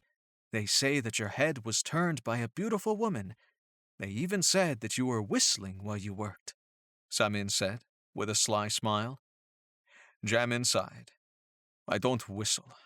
If you wanted to know the details of the con artists who stayed in the palace, all you had to do was ask. You say that with such disdain, Jamin. I trespassed onto your archaeological dig site and ended up in a jail cell, Fleur said with a frown. And I stole a necklace from you. Surely you can forgive her for trying to save her father, Samin chimed in. And my brothers still married you, so I'm not sure whether you're marring your character or theirs, he muttered.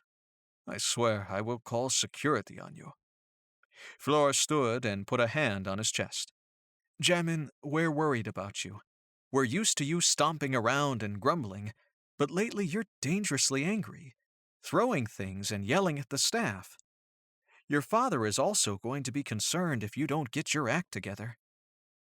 He relaxed and smiled. His brothers really had made wonderful choices with Samin and Fleur. They had big hearts. I'll try to contain my temper. Is there anything else you wanted to talk about? It doesn't always matter how a person came into your life, Jamin. It only matters what they do when they get there, Samin said softly. They walked past him, and Jamin turned his head. The difference between my story and yours is that you loved Adil. Fleur loved Masood. Tamrid had a chance to tell me how she felt about me, and she didn't take it. I think she made her feelings clear. The women exchanged a look before leaving him alone in the office. He sighed and sank into his chair. Closing out of the report, he opened up the new surveillance pictures that Kaz had sent him. He told them it was to make sure that the Lewis family didn't bother them again. But the truth was that he wanted to make sure that they were okay. He wanted to make sure that Tamrin was okay. The sisters had entered school in New York. As he clicked through the pictures of the campus, he couldn't help but notice the joy on their faces as they walked around and ate together. It clearly did them good to get away from their father and lead their own lives. Closing out the pictures, Jamin clenched his jaw.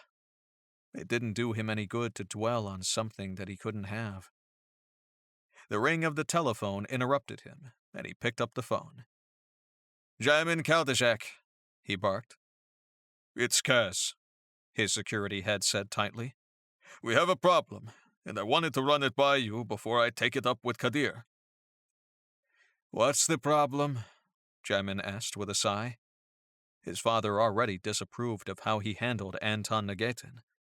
He wanted the man behind bars, and Jamin didn't disagree. But he'd had to push his need for vengeance aside to save the life of Sean Lewis. The Kebra Nagast is missing. What? Jamin roared as he straightened. That is not possible. I put that book back myself.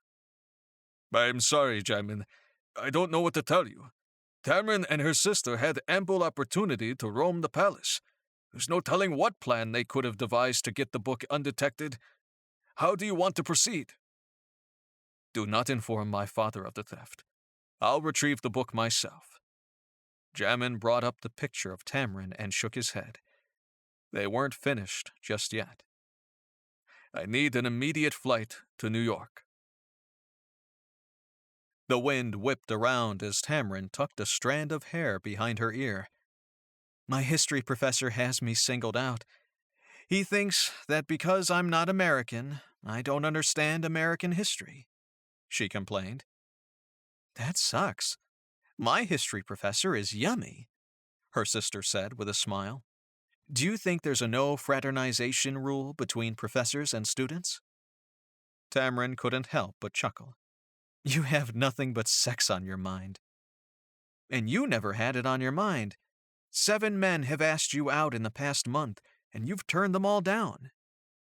I told you, Tamrin said with a frown. I'm focusing on my studies. I don't have time for men in my life. Tamara reached out and grabbed her hand. Sweetie, I know that he meant something to you, but we both promised that we were going to put that life behind us. What we used to do and who we used to know, Jamin is in that group.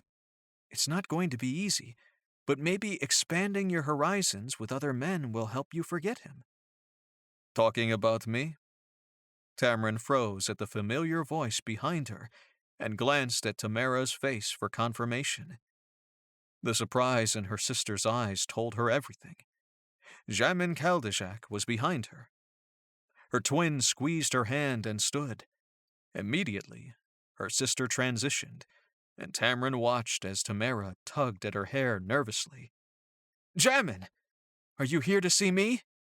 Her sister was trying to take the heat for her.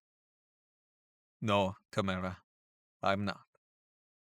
Impressed, Tamrin turned to get a good look at him. He was dressed in khakis with a blue and white striped button-down shirt that was open at the collar. In his avatar sunglasses, it was impossible to see his expression, but Tamrin drank him in anyway. He looked so good. Usually nobody but our father can tell us apart. Well, Jamin said as he took his sunglasses off, most people didn't realize that there are two of you, and I'm hoping that most people don't know you intimately. Tamrin's cheeks flushed with embarrassment. What are you doing here, Jamin? He opened his mouth, but he was interrupted by his cell phone. Frowning, he held a finger up to her and answered it. A wry smile crossed his face, and he shook his head. So, it turned up just like that. I see. Well, I guess I made the trip for nothing. When I get back, we're going to have a conversation about where your loyalties lie. Jamin disconnected the call and tipped his head. I apologize, ladies, but it looks like I have no good reason for being here. What was the reason? Tamara asked with a frown. Tamrin stood up quickly. Could you give me a minute, Tamara? I'll catch up with you after class. Her sister studied her face before grabbing her bag. Very well. If you make her cry, I'm coming after you. Should she scare me? Jamin asked as he watched her walk away. Tamrin tried to steel herself for what they talked about next. I suppose you're here because you think we're trying to con someone? No, I was here because my security guard had a chat with my sisters-in-law. But I'd be lying if I didn't admit that I was excited to come. Excited? Nothing. How is campus life? He took Tamara's seat and tried to look at ease. Tamrin shook her head. You're not here because you miss me. We're not running a con, Jamin. We really are here to get our college education. Now that we're not living as one person, we're trying to experience normal things. College is normal for people our age. So you're here for your education, or you're here to experience college life? What do you mean? She asked with a frown. Jamin smiled. According to Adil, college is about living the high life. Alcohol, women, parties. Although, in your case, it would be men. Tamrin exhaled loudly and cocked her head. Are you asking me if I'm enjoying men? I guess I'm asking if you're seeing anyone. Do you care? He rolled his shoulders and stared at the table in front of them. Absently, he picked at her notebook. My sisters-in-law think I'm more upset since you've been gone. They think that you were good for me, and I didn't really know how to respond. Her heartbeat picked up, and she immediately slid her hands in her lap. Licking her lips nervously, she took a deep breath. Why didn't you know what to say? You thought it was part of a con. Why would you hesitate? It felt real, Tamrin, he said hoarsely as he suddenly raised his gaze to stare into her eyes. In that moment, the whole world stopped. Was it real? I tried to tell you, she whispered. What I did with you is not normal for me. I wanted to be with you, and I couldn't stop myself. It had nothing to do with the con. I feel a real connection with you, but I didn't think you could forgive me. It was never the con. I thought you were using me.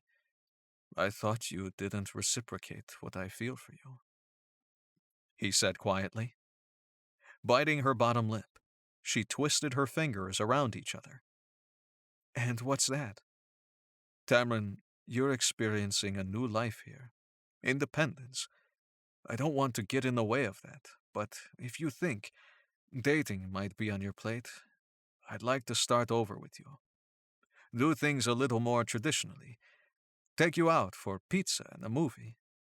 A big smile crossed her face, but it just as quickly disappeared.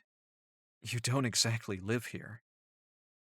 Tamrin, I am a very wealthy man with access to my own private jet.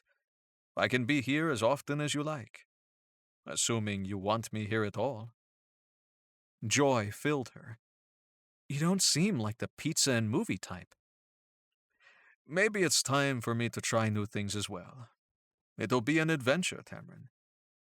Yes, she said immediately. God, yes.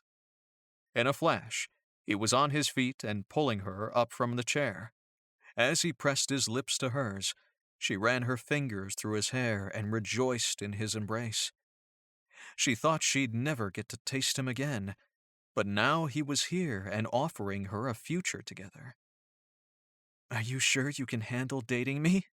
She said with a laugh. I'm not exactly normal. I'm fairly certain every day with you will be an adventure, he teased. She reached up on her tiptoes to kiss him again, and she knew that she would be able to face everything with him by her side. Epilogue. The family gathered on the sands, talking and laughing. Normally, Marak Island was a peaceful place where the seas crashed gently on the shores, but today it was full of people, laughter, and cheer. A party island, just as Adil predicted, Masood said with a chuckle as he hooked an arm around Fleur. She was dressed in a long green gown that swirled around her when she walked. Her red hair was pinned up in curls, and she had nothing but excitement written all over her face when she looked around. This is not quite what I had in mind, Adil said with a frown. I was thinking more women and fewer men. Ouch! Salmon punched him lightly in the side, and he gave her a flirtatious smile. That was my plan before I met you, my sweet. You're more than enough woman for me. I know, she said cheekily. Simon was wearing a dress similar to Fleur's, but in midnight blue. Completing the bridal party, Tamara stepped forward in her maroon-colored dress and lifted her wineglass. A toast! Jamin looked over his family with interest as they all turned to stare at him. Like his brothers, he was dressed in traditional robes, but as the groom, his robes were trimmed in gold. Standing next to him was his beautiful bride, looking stunning in white. What started out as a con turned into something so much more, Tamara said slowly. I could tell from the beginning that Tamrin was smitten, but I had no idea how deep it ran. And since I played the part of Tamrin, I could tell that Jamin felt the same way. You two have been through so much, and it has only made your love stronger. I never thought I'd say this, but I could not be happier that my sister is out of the game and married to the love of her life. A cheer went up in the crowd, and Tamrin stood to hug her sister. Jamin felt nothing but joy as he watched his wife. Living separate lives had allowed the sisters to really bloom and discover each other, and it allowed him to seduce his bride. Once he had no doubt that she was in his body, soul, and spirit. He'd wasted no time in marrying her. Women like Tamrin were rare, and he wasn't about to let her slip through his fingers. His bride returned to him and wrapped her arms around his neck. That was absolutely perfect, Jamin. I don't think there's a happier woman than me. You aren't disappointed that it isn't a larger wedding with all the pomp and circumstance? He couldn't resist teasing her, knowing that was exactly what she didn't want. Shaking her head no, I know that we'll be expected to host larger events, but for now, I'm glad it's only the family, even if your side is quite large. This is just the beginning, Jamin said as he leaned down to kiss her. I intend to spend the rest of my life making you a happy woman. It won't be hard, she murmured. Just keep kissing me like that. Someone cleared his voice, and Jamin looked up as Ramiz and Kadir closed in on them. Gentlemen, Ramiz said with a smile, this is quite the wedding party, although I think that most of the women are crying rather than celebrating. Jamin sighed and wrapped an arm around Tamrin. Ramiz, I get the feeling that you're not here to congratulate us. Oh, I am. A hearty congratulations to the happy couple, but I think there is some business that we should attend to. Ramiz crossed his arms and smirked. 1 month. All you had to do was wait 1 more month, and you would have won. Jamin looked down at Tamrin and felt no regret. My wife is more important than an island. Besides, if you think that we don't know what's really going on here, you're mistaken. Ramiz and Kadir exchanged mocking, surprised looks. Are you insinuating that we had a devious scheme in mind? Kadir asked slowly. Of course not, Jamin said with a chuckle. I would never insinuate such a thing. But at the time, you had no married sons, and now you have 3. I have a feeling that if we all compared notes, we'd discover some prodding along the way. I have no idea what you're talking about. Kadir drew up to his full height. What I had before were 3 sons who couldn't even begin to get along. Now I have 3 happy sons, 3 beautiful and wonderful daughters-in-law, and a happy family at last. All it cost me was an island. Kadir reached into his jacket pocket and pulled out a piece of paper. Since you all lost, the deed to the island now belongs to Ramiz. His father's old friend beamed as he accepted the deed. I have big plans for this place, he said as he looked around. Care to share? Masood asked. Not yet. Just big plans. Ramiz winked. He and his father turned to join the crowd, and the 3 brothers stared at each other. We definitely got played, Adil muttered. Like a fiddle, Masood growled. Jamin shook his head. He looked at his bride and his sisters-in-law, and he knew that everything was exactly as it should be. And it couldn't be better. This has been the Sheikh's Amulet, Sheikh's Wedding Bet Series Book 3, written by Leslie North, narrated by Roberto Scarlato. Copyright 2017 by Relay Publishing. Production copyright 2017 by Relay Publishing.